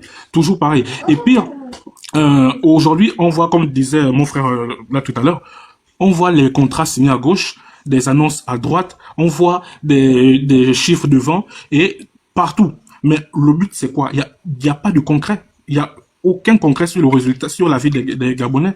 Il y a au résultat zéro. C'est bien beau de dire que on veut faire ceci, on est à Dubaï, aux États-Unis, mais c'est quoi l'après-transition? Quelle est la différence entre pendant Ali Bongo, la transition, et là maintenant, c'est quoi la différence? On veut savoir. Si la différence c'est la même chose, c'est que la transition a été une supercherie flagrante. Et on parle des faits. On ne va pas tirer en long et en large. Quelle est la différence si ce n'est que le visage de l'exécutif qui a changé? C'est tout. Et aujourd'hui, on a les pro-Billy, les pro-Oligui qui viennent nous raconter de n'importe quoi. Le pays va de mal en pire. Le pays va de mal en pire. Scandale sur scandale. Et non seulement ça, on veut mettre, c'est maintenant arrivé à un désordre total où on ne peut même plus s'exprimer. On a même peur de s'exprimer. Tu parles, on n'a jamais entendu ça, Swali. Tu parles, on t'emmène à la présidence avant de t'emmener à la DGA ou au Congo. On t'emmène d'abord à la présidence. Est-ce que la présidence, c'est le palais de justice? Et aujourd'hui, maintenant, tout se règle là-bas. C'est à la présidence. Et on veut nous museler la parole, soi-disant, laissons le grand travailler. Mais qui l'empêche de travailler? Mais on ne peut pas bâtir sur un cimetière à ciel ouvert. C'est impossible. Les mêmes causes reproduisent inévitablement les mêmes effets. Et ça, ils le savent. Ils le savent très bien. Mais comme c'était un coup de manipulation, ils sont obligés de marcher sur les mêmes travers. Pour moi, c'est tout. Merci mon frère Bécalé. Tu sais, tu as touché un point très important. Dans une république, il y a des normes. Dans un État, une république, un État démocratique, il y a des normes sur lesquelles on ne doit pas toucher. Quelles sont ces normes? Le respect de la loi. La loi, la justice est le socle de la nation. C'est ce qui a créé les nations. Parce que sans loi, c'est la jungle, c'est l'anarchie totale. C'est que moi, je peux me lever, je peux aller faire du dégât chez les voisins, je peux faire tout ce que je veux. La première chose qui nous lie, avant même la fabrication d'un État, ce sont les lois. Et les lois, ce sont des hommes qui se sont assis, qui ont dit, bon, avant on vivait dans le désordre, maintenant on va éviter de faire ça. On va faire plutôt comme ça. Celui qui ne respecte pas ça, voilà ce qui va être sa punition. Aujourd'hui, vous avez quelqu'un qui est venu, qui a fait un coup d'État en disant hier, ceux qui étaient là ne respectaient pas la loi. Il a chanté tout ce qu'il a chanté. Maintenant, il est au pouvoir. Mais maintenant, lui étant au pouvoir, on se rend compte qu'il fait exactement ce qu'il reprochait aux autres. Exactement ce qu'il reprochait aux autres. Tout à l'heure, tu as parlé de Bilye Binze. Ce n'est pas le sujet de ce live. Mais malheureusement, encore une fois, ce sont les réalités du pays qui fassent qu'on parle de ça. Pourquoi? Hier, nous avons tous vu le déclenchement de ce mouvement SOS enseignant éducation. Tout le monde a vu ça. Mais regardez aujourd'hui dans les réseaux sociaux, mon grand frère Danger et toute sa team de communication payée par le palais, qu'est-ce qu'ils disent? Qu'est-ce qu'ils sont maintenant en train de dire aux Gabonais? Que c'est Alain Claude qui est derrière ça. Qu'il ne peut pas parler parce que en son temps ceci, en son temps cela. Et vous voyez toutes les vidéos qui ne font que nous sortir. Et maintenant, toi qui veux éveiller les consciences, ah, si tu parles de Bilye Binze, tu es avec lui. Je dis, mais enfin, la logique voudrait que, mais tout ce que vous nous dites là, vous nous avez déjà dit ça. Ali a volé, Ali a tué, Bilye Binze a volé, Bilye Binze a tué. Vous nous avez dit ça fatigué. Mais ça fait 3 ans que vous êtes au pouvoir. 3 années que vous êtes au pouvoir. Donc pour les 4 années à venir, tout ce que vous allez dire et faire dans le pays, c'est Ali Bongo, c'est Bilye Binze. Vous-même, vous n'êtes pas un peu fatigué? Et quand vous creusez, ce qui fait encore mal, c'est qu'aujourd'hui, les frères comme Danger et tous les autres, tous les communicants du palais, font du aide-moi à détester. Ça veut dire quoi? Ça veut dire qu'ils nous font un lavage de cerveau. Ceux-là qui ont appuyé sur la gâchette, qui ont déjà des Gabonais, ceux-là qui ont tortort des Gabonais, comme Sipagno, vous avez vu les documentaires que j'ai faits, vous avez vu les témoignages, vous avez vu les plaintes. Ceux-là aujourd'hui sont devenus les héros. Et des gens comme Alain Claude Bilye Binze qui n'a fait que tchatcher, parler, c'est celui-là qu'on veut dire c'est lui le démon. Mais je dis, vous êtes des malades. Je suis désolé. Vous pouvez détester l'homme. Et moi, j'accepte. Je ne suis pas son défendeur, hein, son avocat. Je vous parle de logique. Quelqu'un ne peut pas venir chez moi, frapper mes enfants, et puis lui, je vais l'aimer, mais celui qui a envoyé frapper, c'est lui que... Mais enfin, vous trouvez que ça a une logique? Tout ce qui se passe au Gabon, s'il y a des gens comme Alain Claude oser ouvrir la bouche, allez, déferlement. Mais tous ceux qui étaient avec Alain Claude sont là aujourd'hui avec Oligui. Pourquoi il n'y a pas la même haine sur lui? Moi, c'est ça que je n'arrive pas à comprendre. Et je vous l'ai dit, et je pense que vous avez tous vu comment j'ai été franc et honnête devant Alain Claude Bilye Binze en lui disant que je ne peux pas voter pour vous ou appeler à voter pour vous. Parce que pour moi, j'estime que vous êtes l'une des causes de machin. Vous avez vu, je n'ai pas besoin de revenir sur ça. Mais la réalité est que Oligui est venu, ça fait 3 ans. Il a fait tout ce qu'il a fait. Apparemment, il a scanné tout le monde. Il a vu que les seuls voleurs, c'est ceux qu'on a présentés, les seuls assassins. Mais donc, pourquoi il ne fiche pas la paix à celui-là? Puisque tous les autres sont avec lui, ils travaillent. Ou bien c'est parce que ce monsieur a refusé de travailler avec lui. Voilà pourquoi je vous dis, comme le frère Bécalé tout à l'heure, il a dit quoi? Qu'il n'est pas pour Alain Bilye Binze et qui ne votera jamais pour lui ou qui n'a jamais voté. Mais ça ne l'empêche pas de raisonner. Mais dans votre 5e République, c'est-à-dire que même le raisonnement, on nous empêche de raisonner. On doit raisonner comme Oligui. Mais je dis, vous êtes des grands malades, vous qui pensez comme ça. La haine que vous vouez à un homme qui n'a fait que parler, mais vouez cette haine à ceux qui ont pris les fusils, qui ont tiré sur la gâchette. Vous-même, vous ne trouvez pas qu'il y a un problème? Vous-même là, dans votre réflexion, vous ne trouvez pas qu'il y a un problème? Parce que tout simplement, les Oligui, toutes ces bandes formatent votre esprit. Et moi, je veux garder mon indépendance. Je veux être celui-là qui dit à Alain-Claude Billiet-Binzé devant des Gabonais, je ne peux pas voter pour vous. En tout cas, pour le moment, c'est trop tôt. Parce qu'on a eu déjà Amo, on a eu Ping, on a vu ce que ça donnait. Donc, s'il fallait encore un homme providentiel, issu du PDG, Alain-Claude, je dis non, c'est trop tôt. Mais ce n'est pas aussi parce que je dis ça que je vais aussi développer la haine contre ce monsieur, sachant que, apparemment, il n'a tué personne et il n'a pas volé. Mais que ceux qui ont tué, ceux qui ont déjà, ils sont là. Ce sont eux, mais enfin. Mais Bernard, est-ce que c'est lui qui commande le Gabon? Est-ce que c'est lui qui est Non, mais c'est ce que je suis en train de dire. C'est-à-dire qu'aujourd'hui, il y a une communication qui est mise en place pour dérouter la pensée, la réflexion des Gabonais. Voilà pourquoi tout à l'heure, le thème, pour revenir au thème, les ventes des terres aujourd'hui au Gabon. Hier, on nous disait quoi? Que c'était la Young Team, que c'était Ali, que c'était la bande à Alain-Claude Billiet-Binzé. Mais aujourd'hui, les villages qui sont en train d'être rasés pour les beaux yeux d'Oligui et ces gens. Des contrats qu'on va passer dans le noir. Ni l'Assemblée nationale. L'Assemblée nationale ne sait même pas ce qui est vendu au Gabon. Vous trouvez ça normal? Là aussi, c'est Alain-Claude Billiet-Binzé. Voilà pourquoi je dis, quand je dis ça, c'est pour réveiller l'esprit des Gabonais. Je ne suis pas en train de vous dire, allez-y supporter cet homme. Non. Parce que moi-même, vous avez vu, je ne le supporte pas. Mais je dis, je garde la tête sur les épaules. Si ce monsieur n'a pas reconnu coupable de meurtre, on n'a pas reconnu coupable de vol, mais c'est un citoyen comme les autres, la preuve, il se balade. Maintenant, s'il y en a qui disent aussi, comme j'entends certains, que c'est des pions, c'est des opposants fabriqués, mais qu'ils fassent comme Rekula est là en train de faire. Parce que Gabonais, peuple Gabonais, on est fatigué du Congo-Ça. Moi, je vous dis, je suis fatigué du Congo-Ça. Qu'ils fassent, là, j'ai parlé, j'ai indexé, j'ai donné des noms. Je vous ai montré des vidéos. Maintenant, si je mens, les gens n'ont qu'à aller enquêter. Les journalistes d'investigation n'ont qu'à aller. Moi, je suis à 5000 km. Gabon 24 vous a montré une image de ce que je vous ai montré là. Vous avez suivi ça au journal. Est-ce que tous les journaux réunis au Gabon vous ont montré ça? Mais il paraît que nous avons des journalistes d'investigation, non? Au Gabon. Voilà pourquoi je vous dis, il faudrait être exigeant désormais. Il faudrait que nous soyons exigeants avec nous-mêmes, avec ceux qui gouvernent, mais avec ceux qui se disent lanceurs d'alerte. Ça fait plus de 14 ans que nous allumons nos téléphones pour venir dire tout et n'importe quoi. Vous, Gabonais, aussi, vous n'êtes pas fatigués du Congo-Ça, des ragots? Soyez exigeants. Quand Rekula vient, il allume sa caméra, demandez à Rekula de fournir les preuves. Voilà pourquoi je ne fais jamais un live sans vous montrer, sans vous donner comment dire, les explications millimètres près. Et là où vous pouvez aller chercher l'explication. Voilà ce que nous devons faire. Nous devons élever l'activisme. Aujourd'hui, l'activisme, c'est devenu, on nous traite comme des voyous. À cause du Congo-Ça, à cause du chantage des uns des autres, à cause de l'argent que certains vont prendre. Les mêmes qui sont au Gabon, là, alimentent certains activistes ici. Donc, il faudrait que nous soyons exigeants avec nous-mêmes. Et comme je le dis toujours, lanceur d'alerte ou activiste, ce n'est pas un métier. Il faudrait que désormais, vous aussi, que vous sachiez que tous ceux qui se disent lanceurs d'alerte depuis des années, voilà son métier, voilà comment il se nourrit, voilà comment il vit. Il faudrait que vous soyez exigeants. Peace and Love est là sur le panel. C'est un enseignant. Donc, il gagne sa vie.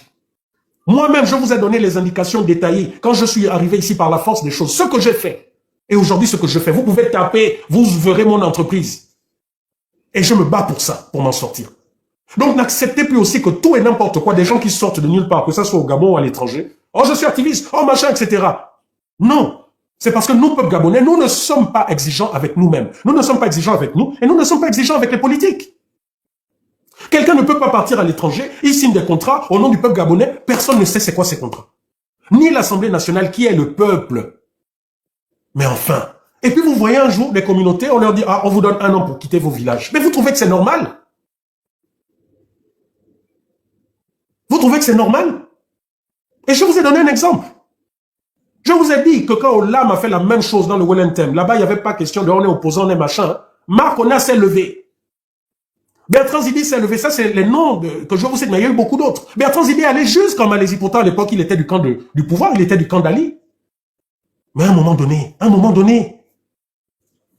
Donc, je vais faire tourner la parole. Je vais d'abord donner à l'autre salut, j'espère. Ah, c'est pas Mélo, hein. Allez-y, vous avez la parole. Bonsoir, bon dimanche à vous, c'est moi. Ok, bonsoir. Comment vous allez? Ah, ça va très bien par la grâce de Dieu, côté santé. Mais tu sais quoi, ça fatigue. Moi-même, tu me vois là, je suis fatigué. J'étais sur un live là, je fais mon live avec mes gens, je faisais mon live comme ça en fait, juste bavarder. J'ai un gars béninois qui me suit beaucoup et il est monté sur mon live. En fait, on parlait de tout et de rien. Oui. Ils étaient travaillés au Gabon, la route des Cocobiches là. Ils sont allés travailler. Ils me racontaient que jusqu'aujourd'hui, on les a pas payés, donc ils étaient obligés de retourner au Bénin. Donc là, ils sont là en attente et tout. Et il m'a raconté quelque chose, ça m'a fait mal. J'ai dit, il me dit, tu sais, ils sont en train de bâcler le travail. Ils ne veulent pas faire le bon travail. J'ai dit, mais c'est toujours comme ça. Je l'ai pris un exemple. J'ai dit, tu as vu Acélé? Tu as Acélé là-bas, au marché d'Acélé. J'ai vu il y a 1-2 semaines, là, les gens étaient inondés. Tout ça, c'est quoi? Les caniveaux là qui n'ont pas été bien faits. Et ça, là, quand tu as venu parler, on va dire que tu es activiste. Moi, je ne suis pas un activiste, tu es activiste. Hein? Les pères de famille, les mères de famille qui souffrent, les pauvres vont travailler. Mais comment la pauvreté ne va pas rentrer? Comment les gens n'auront pas la pauvreté? C'est un peu de ce que tu es en train de parler là. Quand on parle aux gens, ils disent que les gens sont activistes, au marché. Mais non! Les pauvres béninois étaient en train de dire qu'ils ne veulent pas les payer. Jusqu'aujourd'hui, on ne les paye pas. Ils étaient obligés de rentrer au Bénin, vendre même tout ce qu'ils avaient. Ouais. Voilà. J'ai dit, quand on va parler, on va dire que les gens sont activistes. Ouais, des choses. Et les Gabonais souffrent. On dit que les Gabonais ne souffrent pas. Les routes qui sont en train de bâcler là, ça rattrape. Regarde, j'ai assis au marché d'Assélé, j'ai vu là, les gens étaient inondés. Les salons inondés, les gens n'arrivaient même pas à dormir pendant une semaine. L'eau arrivait jusqu'aux genoux. C'est passé là, qui n'a pas vu ça dans les réseaux? Moi, on ne parlait pas de ça. Quand je vois les gens qui vont dénoncer, faire n'importe quoi, là, qu'on paye, c'est ça que j'étais en train de dire aux gars béninois, que mais regarde comment les étudiants sont en train de gréver. Mais cet argent là, l'argent des étudiants, on prend ça pour venir donner aux gens qui viennent dénoncer n'importe quoi, qui font n'importe quoi. On les paye les grosses voitures. Et les gens ne parlent pas de ça. Bonjour, Guillaume. Oh, bonjour, Dave. Bonjour, mon grand frère. Et les gens ne parlent pas de ça, ils sont là, comme ça. Et quand tu as parlé, on va dire que tu es activiste. Moi, j'ai dit aux gens, je ne suis pas activiste, mais on voit que c'est quand même notre pays. Moi, je suis né au Gabon, je suis Gabonais.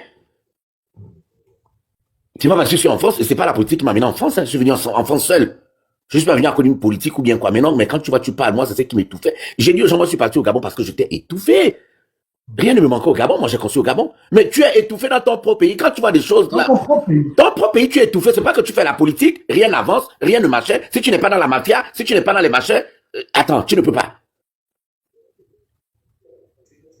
Et quand tu parles aux gens, oh, tu es activiste, je dis, mais moi je suis pas un activiste. On parle, ce qu'on voit et ce qui se passe. Et toi qui essaies de les parler, les ouvrir un peu les yeux, essayer de parler, machin, on ne te suit pas. On va suivre ceux qui racontent n'importe quoi là-bas. Parce qu'on les paye. Tu vois même les jeunes, hein, ils n'ont même rien à manger. Hein, parce qu'on les donne les 10 000, ils viennent faire les panels. Et après, en offre, ce sont eux qui vont commander, oh, trouve-moi 10 000, oh, j'ai faim, oh, machin. Non, c'est d'une tristesse quand même, hein, c'est d'une tristesse. Non, c'est dommage. C'était ça, en fait, pour te dire que vraiment, courage à toi. Courage, parce que c'est trop fort. C'est trop. Parfois, quand tu es là, tu regardes ça, ça te donne la...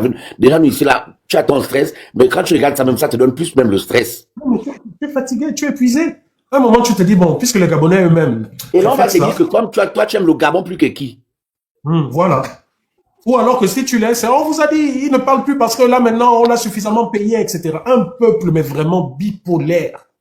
Bipolaire. En tout cas, merci pour cette intervention. Tatinza, tu as parlé de marché, là. Le problème de marché au Gabon public, là, c'est de gré à gré. Voilà la fête des Boumaf qui est maintenant là, qu'on est obligé de payer 11 milliards, là, par trimestre. Donc, il doit nous expliquer tout ça parce que c'est toujours des conneries pareilles. C'est-à-dire que c'est toujours des entreprises qu'on va capter, qu'on va prendre pour pouvoir faire tel truc à gauche, à droite. Il a attribué tellement de marché à ce de travail au Gabon, c'est le milliard. Le milliard, en fait, c'est comme 1000 francs ou 2000. L'unité de tout au Gabon, c'est le milliard. C'est quand même incroyable. C'est quand même incroyable. Et ce qui est grave, c'est que, donc, il n'y a pas d'entreprise gabonaise qui peut faire la route. C'est-à-dire qu'on a donné plein de marchés des routes à Eboumaf. On a remis il a vendu aussi des engins à hauteur de milliards aussi. Eboumaf encore. Au niveau de l'aéroport qu'il devait construire là, des milliards qu'il a dépensé encore.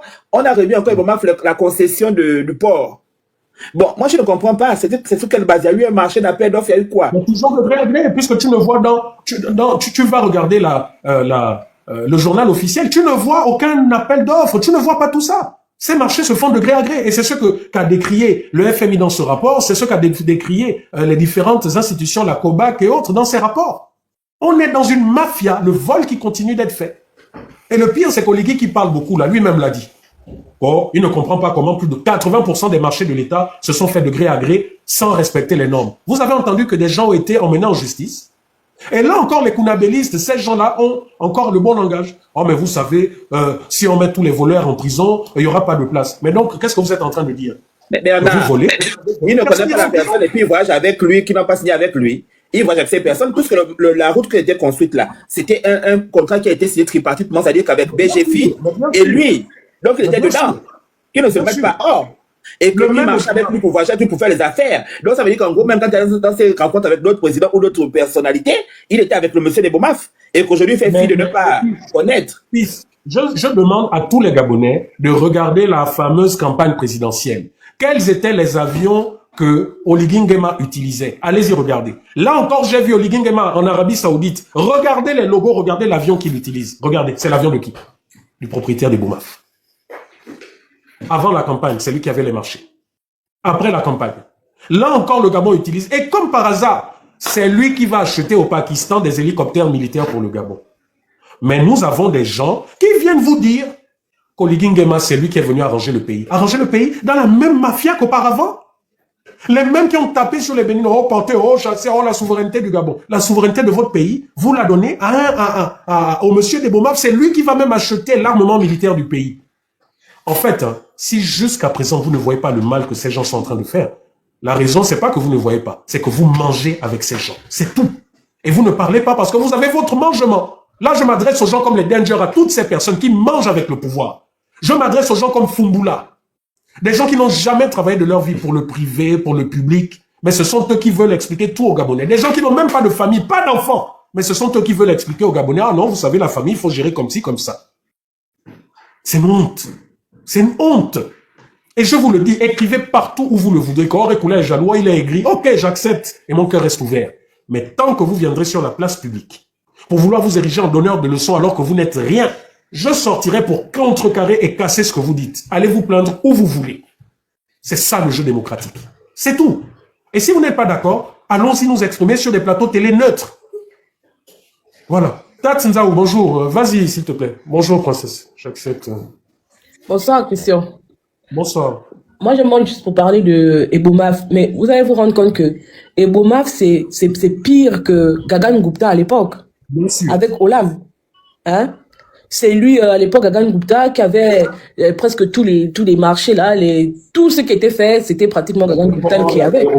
Voilà. Et aujourd'hui, vous avez Ebomaf. Et Ebomaf, le monsieur d'Ebomaf, il est là, mais le gars, il se tape du pognon. Et en plus, quand Ebomaf arrive, il faut savoir que ce n'est même pas la main-d'œuvre gabonaise qu'Ebomaf utilise pour travailler. Hein? C'est-à-dire que à l'époque de Gagan Gupta là, dans comment on appelle ça, les zones de vers Nkok là-bas, il y avait encore c'était encore la main-d'œuvre là, c'était encore les Gabonais. C'est vrai qu'ils maltraitaient les Gabonais, hein, c'est vrai. Mais au moins c'était les Gabonais. Mais aujourd'hui avec Ebomaf, lorsque Ebomaf est rentré, il est venu au moins avec 4000 Burkinabés. Ça c'est ce que les Gabonais ne comprennent pas. Et Oligui est en train de faire les affaires avec Ebomaf. J'ai ouï dire, je cherche encore si c'est avéré, qu'il est même en train de mettre en place une banque avec Ebomaf, une banque privée pour Oligui. Voilà. Un peu similaire à BGFI. Ebomaf. Le monsieur là, je ne sais pas si c'est... Comment? Il est venu créer son empire avec ces gens. Il est venu créer son empire. Ebomaf est pire que Dossou à l'époque d'Omar. Pire que Gagan Gupta à l'époque d'Ali Bongo. C'est le monsieur qui est au sommet. Et je suis choquée de voir que ceux qui criaient aux étrangers hier, qui disaient que les étrangers avaient pris tout le Gabon en otage, hein, que ces personnes ne disent rien aujourd'hui concernant Ebomaf. Vous les entendez parler d'Ebomaf? Non. Non. Ebomaf est dans tout. Le port, les constructions, les routes, il est dans tout. Tout et tout. Mais nos 5e républicains, là, ceux qui sont de la 5e République, là, vous ne les entendez pas, les ex-activistes, là, les gens qui se jouent les patriotes, les nationalistes, etc., etc. Même la flotte du Gabon, c'est Ebomaf. Et Christian venait de le dire, les avions avec lesquels, depuis la présidentielle, pendant même la transition, Ebomaf était déjà là. Avec les avions, la flotte, etc., etc., c'était Ebomaf. Ebomaf est devenu, c'est-à-dire qu'il il s'est construit son empire au Gabon. Quelqu'un qui n'a même pas eu l'occasion de faire ce qu'il est en train de faire là, chez lui au Burkina là-bas. Au Burkina là-bas, pardon. Comment on l'appelle? Traoré l'a chassé de là-bas. Il a été chassé. Donc, vous pensez que Ebomaf, il est trop ingénieux. Il peut trop construire des infrastructures. Et puis, Ibrahim Traoré n'a pas eu besoin de lui. C'est au Gabon qu'il est venu s'enrichir. C'est au Gabon qu'il est en train de s'enrichir. vous allez voir que la majorité des projets lancés par Oligui, ou même les projets récupérés qui avaient déjà été lancés depuis l'époque d'Ali Bongo, qui ont été repris, Oligui est reparti avec Ebomaf sur les mêmes projets. Je ne sais pas quels sont les accords que Oligui a avec Ebomaf, mais dénoncez ça. Plutôt que de venir parler des petits Togolais qui vendent la petite tomate au marché. Parlez un peu d'Ebomaf, on voit. Il n'y a pas qu'Ebomaf, il y a Seydou Kano aussi qui règne en maître. Il y a Mehdi Keya qui est là aussi, qui règne en maître. Des personnes que même à l'époque d'Ali Bongo, ils avaient déjà été chassés du Gabon. Quand Oligui est arrivé, il a ramené ces gens-là. Mais Oligui a même fait fort. Parlez un peu de ça, on entend, on voit. Même à l'époque de Seydou Kane, de Osséli, machin, il y avait des Gabonais qui bénéficiaient même de leur argent. J'ai entendu que le gars des Boumaf, là, il est même en accord avec les petits activistes qui sont au Gabon, là, il leur donne l'argent. Il est tellement fermé, il sait ce qu'il est venu faire au Gabon, il est en train de piller le Gabon. Sérieusement. Il y a des activistes là qui sont au Gabon, là, qui font la bouche aujourd'hui, là, qui disent que la 5e République, qui allait prendre l'argent chez les Océnies. Mais demandez-leur s'ils connaissent même la route de chez le gars des Boumaf, là. Demandez-leur. Posez-leur la question. Posez-leur la question. Et pendant qu'ils sont en train d'enrichir, le peuple ne fait que s'appauvrir de plus en plus. Il est venu pour faire des constructions, des grands travaux, etc. C'est très bien. Mais donner de l'emploi aux Gabonais. Dans ces chantiers-là, il n'y a pas des Gabonais qui peuvent travailler là-bas. Les petits qui passent le temps à fumer le chanvre dans les akébés, etc., qui ne sont pas allés très loin à l'école, ils peuvent constituer une main-d'œuvre comme ça, là, pour se permettre d'avoir 2000, 5000, 10 000 la journée. Donner la possibilité aux Gabonais d'aller sur ces chantiers-là pour travailler. Hein? Mais non, ça on va dire que non, Oligui il a une vision extraordinaire du Gabon. Il est en train de construire les immeubles qui vont profiter à qui? Qui profite à qui? C'est-à-dire que ça ne profite à aucun moment aux Gabonais. Sur le court terme, le long, le moyen, les Gabonais ne profitent en rien de la présence des Boumaf au Gabon. En rien, en rien. En rien, strictement rien du tout. Tous les marchés sont accordés à ce monsieur-là. On demande aux Gabonais d'aller entreprendre. Quand vous arrivez sur le marché de l'entrepreneuriat, c'est Ebomaf avec ses tentacules. C'est Oligui lui-même qui a ses copains, coquins, qui ont des petites entreprises. Lui-même, il a ses entreprises de BTP, etc. qu'il place. Vous, les petits Gabonais, à qui on demande d'aller entreprendre là? Dites-nous, il y en a combien à qui on a donné des petites parts de marché ici, là, sur les chantiers d'Ebomaf? Personne. Personne. Il n'y en a pas un seul qui va nous dire qu'il est entrepreneur et depuis qu'Oligui est arrivé, depuis 3 ans qu'Oligui est là, son marché a explosé. Il a fait des gros chiffres d'affaires parce que l'État lui a donné des marchés et puis il excelle dans ça. Il est devenu millionnaire, ne fût-ce que millionnaire. Mais Ebomaf est là. Ebomaf compte des centaines de milliards au Gabon. Pour quel résultat en réalité? Pour quel résultat?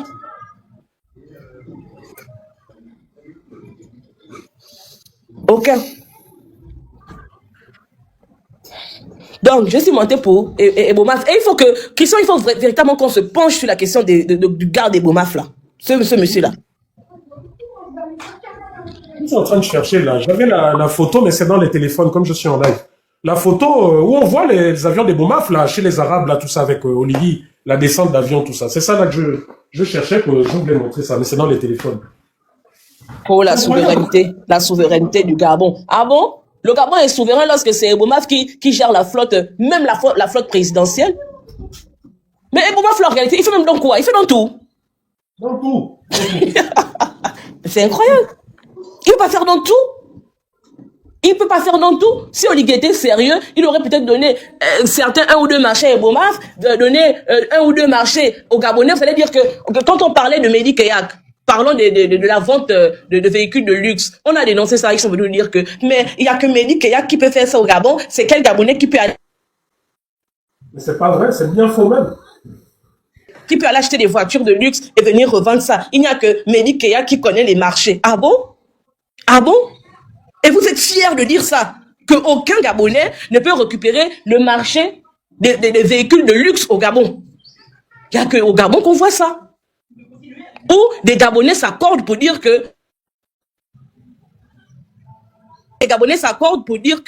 nous, dans notre propre pays, on n'est pas capable de gérer telle activité et c'est normal que ce soit donné à un étranger parce que nous sommes des incapables. Des Gabonais arrivent à dire ça parce qu'il faut justifier la bêtise d'Oligui. Parce qu'on est obnubilé par Oligui. Parce que Oligui nous a hypnotisés. On accepte tout et n'importe quoi, des choses qui n'étaient pas acceptées à l'époque d'Ali Ben Bongo. Aujourd'hui, on accepte ça. Certains Gabonais trouvent des raisons pour justifier le fait que Oligui brade le pays, qu'il le donne aux étrangers. Même la boîte sardine, vous savez que le marché de la boîte sardine, et ça c'est pas seulement à cette époque-là, depuis à l'époque d'Ali Bongo, comment on appelle ça, ceux qui livrent les boîtes sardines, le pain, etc., les petits trucs là, dans les corps, chez les corps habillés là, surtout à la garde républicaine, vous savez que c'est Ilou Khan qui a ce marché-là. Je sais pas si c'est toujours d'actualité, mais à l'époque c'est Ilou Khan qui avait ce marché-là. Et il vendait ça au corps habillé à des prix exorbitants. Le mec s'est fait sérieusement d'argent au pays. Voilà des gens qui devaient nous emmener devant la barre pour dire que pourquoi est-ce que autant d'argent a été reversé? Mais c'est des gens aujourd'hui qui se battent avec Oligui. Vous avez vu, quand Macron est arrivé au Gabon, Oligui et Macron se sont arrêtés pour saluer Seydou Khan. Vous n'avez pas vu ça? C'est ça.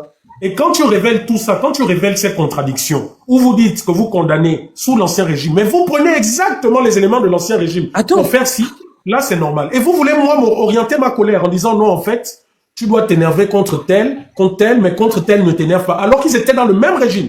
Et d'autres ont fait pire. Je dis, mais enfin, ouvrez un peu les yeux. Nous allons continuer à être manipulés comme ça pendant combien de temps? Pendant combien de temps? C'est pas possible. On dit souvent au Gabon, là, en blaguant, qu'on va se réveiller et puis un jour, on va dormir et puis un jour, on va se réveiller, on va nous dire qu'en sortez, le pays est pour nous. Mais aujourd'hui, les habitants d'Ozuri, c'est ce qui leur arrive. Ils se sont réveillés. Oligui a envoyé Richard Djami en leur disant, hey, on vous donne 1 an, partez d'ici parce que ici, là, c'est maintenant pour une entreprise américaine. Parce qu'on leur donne un titre foncier de 99 ans. Parce que quand vous avez un titre foncier, c'est 99 ans. Est-ce que vous vous rendez compte? Toi, tu es Gabonais. Tu es né là. Ton père est né là. Tes ancêtres sont nés là. Votre village, vous n'avez pas la possibilité d'avoir un titre foncier. Mais c'est quelqu'un qui est là-bas, chez l'oncle Sam. C'est lui qui a le titre foncier en un claquement de doigts. Je vous dis que si ce pays-là bascule dans des choses pas mauvaises pour Oligui Nguema, il est venu, il divise les Gabonais, il est venu détruire le tissu social. C'est Oligui Nguema, je vous le dis. Enregistrez tout ce qui est en train de se passer. Enregistrez toutes les personnes qui sont en train de chanter les louanges d'Oligui. Parce que ce sont eux qui sont en train de détruire le Gabon. La malchance qu'ils ont, c'est la malchance qu'Ali a. C'est-à-dire qu'à leur époque de gouvernance, il y a les réseaux sociaux, il y a les caméras, il y a tout. Omar Bongo, c'est la chance qu'il a eue. C'est que lui, la technologie n'était pas comme aujourd'hui. Vous voyez, il peut se passer quelque chose dans les heures qui suivent. Parce que cette affaire-là, quand ça s'est passé là-bas, quelques minutes après, j'avais tous les éléments. Tous les éléments. Donc moi, j'attends, hein, comme je vous dis, c'est plus la bouche. En 2026, soyons tous exigeants. Gabon 24 et tous les autres, et même nos journalistes ici en Europe, aux États-Unis, tout le monde doit nous pondre un document officiel, professionnel concernant ça. Ils doivent nous apporter tous les éléments, comme vous voyez quand vous suivez, je ne sais pas, un complément d'enquête ou quoi. Ils doivent aller enquêter sur place, à l'étranger, aux États-Unis, venir nous montrer en réalité c'est quoi le problème. Qui est cette entreprise? Il sort d'où? Ils doivent venir nous montrer l'appel d'offres qui a fait en sorte que cette entreprise américaine a eu l'appel d'offres ou je ne sais trop. On doit nous montrer tout ça. Moi, maintenant, c'est ce que j'attends de votre fameuse République. C'est ce que j'attends de tous vos fameux activistes là qui sont au Gabon et de tous vos grands journalistes d'investigation au Gabon qui sont à Gabon 24 et autres. C'est maintenant ce que j'attends. Mais qu'on vienne nous dire. Christian, je ne sais pas. De quel droit Oligui se permet d'hypothéquer pour 99 ans la terre du Gabon sans que le peuple n'en soit informé, sans qu'on nous dise les tenants et les aboutissants de cette mise en je sais pas. Il fait ça pourquoi? Ça profite aux Gabonais en quoi? Il faut nous expliquer. Peut-être que le projet, il est bon, mais tant qu'il n'y a aucune communication qui est faite derrière, ça laisse les gens dans le flou. Pourquoi les gens qui sont avec Oligui ne viennent pas expliquer ce type de décision? Expliquer aux Gabonais que, vous voyez, hein, telle entreprise fait dans ça. À court, moyen terme, nous aurons ça comme résultat, nous aurons ça comme bénéfice. Et à moyen et long terme, voilà ce qui va arriver. Voilà les tenants, voilà les aboutissants de notre projet. Vous expliquez aux Gabonais, mais vous ne pouvez pas aller engager toute la République. Oligui ne peut pas être au pouvoir pour 99 ans. C'est pas possible. Pourquoi il va s'engager dans une histoire de 99 ans? Mon Dieu. Mais princesse, le pire, hein, c'est que quand tu entreprends comme ça, quand tu entreprends des marchés comme ça, il te faut l'aval du Parlement de ton pays. Parce que ton pays, avant même d'aller dire, oh non, je vais vendre, ou bien, ton pays doit d'abord voir si ce que tu vas vendre ou je ne sais trop quoi est conforme aux lois de notre pays. Si c'est conforme aux intérêts du pays. C'est comme ça que partout ailleurs ça se fait. Je vous parle là aujourd'hui, les États-Unis ont eu un gros marché, ils ont arraché à la France un marché de vente de sous-marins. Ils ont arraché ça, ils étaient tout contents. Tu sais ce qui est en train de se passer maintenant? Les États-Unis sont en train de dire à Trump, l'affaire là quand même, on va bloquer. Même si c'est nous qui gagnons de l'argent, mais c'est notre technologie militaire, on va bloquer. Pourquoi? Parce que l'intérêt du pays passe avant. Oligui est parti aux États-Unis. Il allait dire aux Américains, je veux des entreprises, j'ai des terres rares au Gabon. C'est pas mauvais. Voilà, maintenant les Américains sont venus, ils ont passé des contrats. Vous avez vu l'Assemblée nationale, on lui a présenté les marchés qu'Oligui est parti faire aux États-Unis au nom du peuple gabonais. Est-ce que vous avez vu une loi? Vous avez vu un document qui nous dit non. Vous apprenez tout simplement qu'il y a une entreprise américaine qui doit construire une usine de transformation de terres rares sur des villages. Et la zone où doit construire, où ça doit être construite, cette zone est vaste. C'est comme si pour comprendre, quelqu'un vient vous dire, moi je vais construire un village, je vais construire une usine à Awa, sur le village d'Awa. Donc je vous donne 1 an pour déguerpir. Mais les habitants d'Awa vont dire, mais comment ça?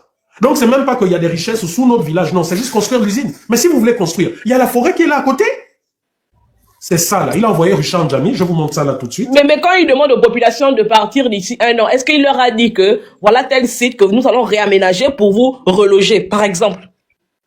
Mais non seulement il n'y a pas ça, mais même avant ça. Même avant ça. Pourquoi vous venez là, dans leur village, c'est un village ancestral? Pourquoi?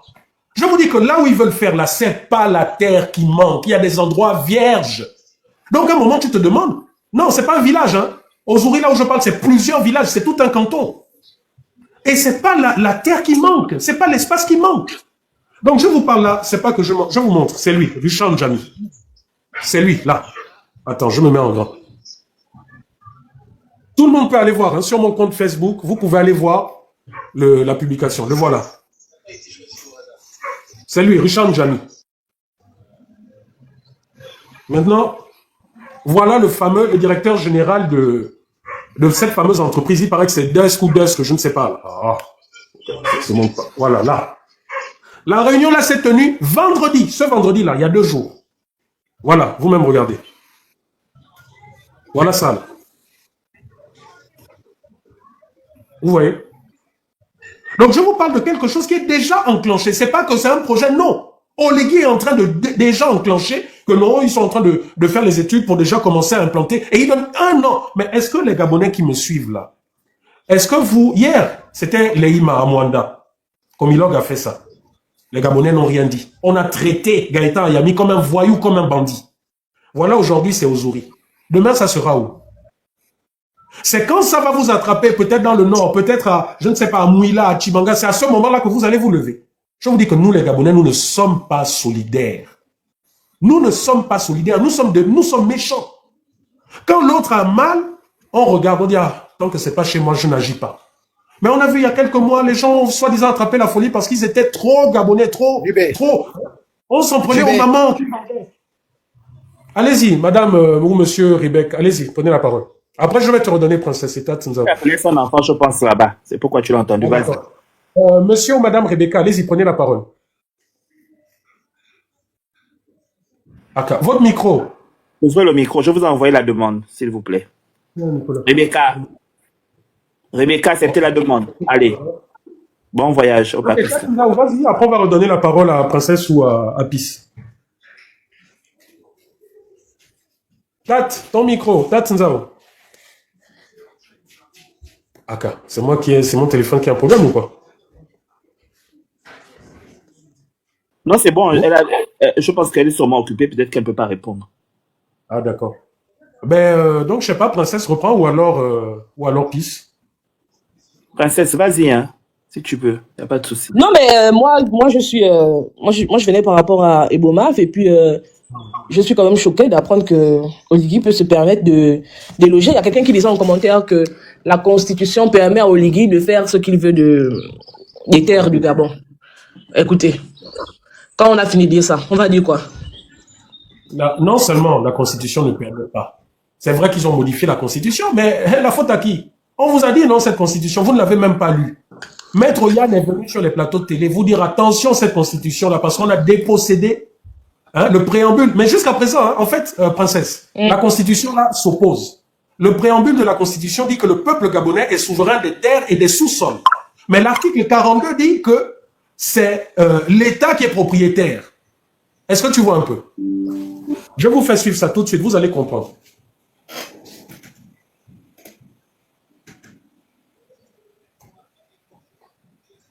C'est-à-dire que c'est même contradictoire parce qu'au préambule, autre chose est écrit et dans l'article, autre chose est écrit. C'est-à-dire qu'à un moment donné, même ils ne savent même pas ce qu'ils ont écrit dans leur truc. C'est de l'amateurisme comme d'habitude.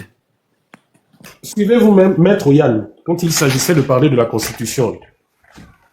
Là, c'est sur le plateau. Attendez, voilà. Écoutez Maître Yann. Le peuple gabonais est souverain des richesses. Donc, dans le préambule, attends. Le peuple gabonais est souverain des richesses du sous-sol. Eh bien, quand on va plus loin, on voit l'article 42 à l'intérieur de la Constitution. Les ressources naturelles solides. Je fais revenir. Ou gazeuses du sous-sol, du sol et du sous-sol, du territoire national et de ses extensions sont la propriété. Le peuple gabonais est souverain des richesses du sous-sol. Eh bien, quand on va plus loin, on voit l'article 42 à l'intérieur de la Constitution. Les ressources naturelles solides, liquides ou gazeuses du sous-sol, du sol et du sous-sol, du territoire national et de ses extensions sont la propriété exclusive de l'État. Vous vous rendez compte? De quoi, madame? Mais de la contradiction entre ce qu'il nous dit, qui est dans le préambule, et ce qui est écrit à l'article 42. On va peut-être préciser l'État gabonais, simplement, c'est l'esprit, c'est l'État gabonais. Non, il nous a dit le peuple. Il y a une différence. Absolument, bien sûr. Il y a une différence avec on nous a fait venir ici Donc, d'accord, tout à fait. pour Voilà. nous relever. Donc, vous voyez, Et moi, je relève. vous voyez. C'est-à-dire qu'Oligui Nguema, même dans le vol, il ne sait pas voler. Il a ajouté un article, l'article 42, modifié en disant que désormais, c'est l'État qui est propriétaire. Mais le préambule de la Constitution dit toujours que le peuple est propriétaire des terres et des sous-sols. Comment une constitution va s'affronter? Mais au-delà de ça, le Gabon est soumis aux lois internationales. Les lois internationales disent quoi? L'Union africaine. Ah voilà, live restreint. Ah, vraiment. Attendez, je fais la contestation rapidement. Donc, tapotez. Prenez le cœur, s'il vous plaît. En haut, juste à côté du nom de l'autre et écrivez Good Life pour pouvoir enlever la restriction, s'il vous plaît. Non, mais ils sont là excités parce qu'ils savent que ce que je dis dérange et que c'est vrai. Donc vous ne pouvez pas avoir dans la même constitution, le préambule de la constitution qui dit que le peuple gabonais est souverain propriétaire des terres et des sous-sols. Et que plus loin, on nous ajoute un article 42 qui nous dit que l'État est propriétaire exclusif. Vous voyez le voyoutisme, le banditisme? Et c'est ça, les constitutions qu'on a appelé à voter Fumboula. Vote Fumboula aujourd'hui, voilà, c'est ça. Voilà les criminels aujourd'hui de la République. Mais la justice internationale a tranché dans ce problème. La justice internationale et notamment l'Union africaine, à travers ce qui s'est passé au Nigeria, le Nigeria avait fait la même chose, avait octroyé des terres ancestrales à une entreprise, une grande entreprise mondiale de pétrole, Shell. Le peuple ogoni, les autochtones de là-bas, un peu comme là les Mienè Ozuri, là, ils ont contacté des cabinets d'avocats en Angleterre. Le Nigeria a été condamné, a perdu, a été obligé de reconnaître la souveraineté de ces terres au peuple autochtone ogoni. Et l'Union africaine a imposé à tous les États africains de reconnaître d'abord la souveraineté des terres des peuples. Parce que ces peuples sont là avant que les États ne naissent. Le Gabon n'existait pas en tant que Gabon, que ces gens étaient déjà là. Vous comprenez? L'ONU reconnaît pareil. L'ONU reconnaît la propriété des peuples autochtones, l'ONU. Même les États-Unis. Aujourd'hui, aux États-Unis, aucun projet ne peut être fait sur les terres ancestrales indiennes. Même si c'est des projets qui coûtent des milliards et des milliards. Vous comprenez? Même ici en Europe. Donc ça veut dire quoi? Marc Ona le sait. Le ministre actuel des Mines, mon grand frère Sosten, tu le sais pourtant. Tu as longuement bataillé à l'époque avec l'ancien député Jean-Valentin Leyama concernant les pollutions de Comilog. Mais curieusement, aujourd'hui, vous êtes tous silencieux. À quel moment l'étude d'impact a été faite? Parce que vous savez qu'aucun projet ne peut être réalisé au préalable sans qu'il n'y ait d'étude d'impact. Est-ce qu'on peut voir cette étude d'impact? Parce que c'est la loi qui le dit. Marc, mon grand frère Marc, tu te présentes comme étant le chef de l'environnement.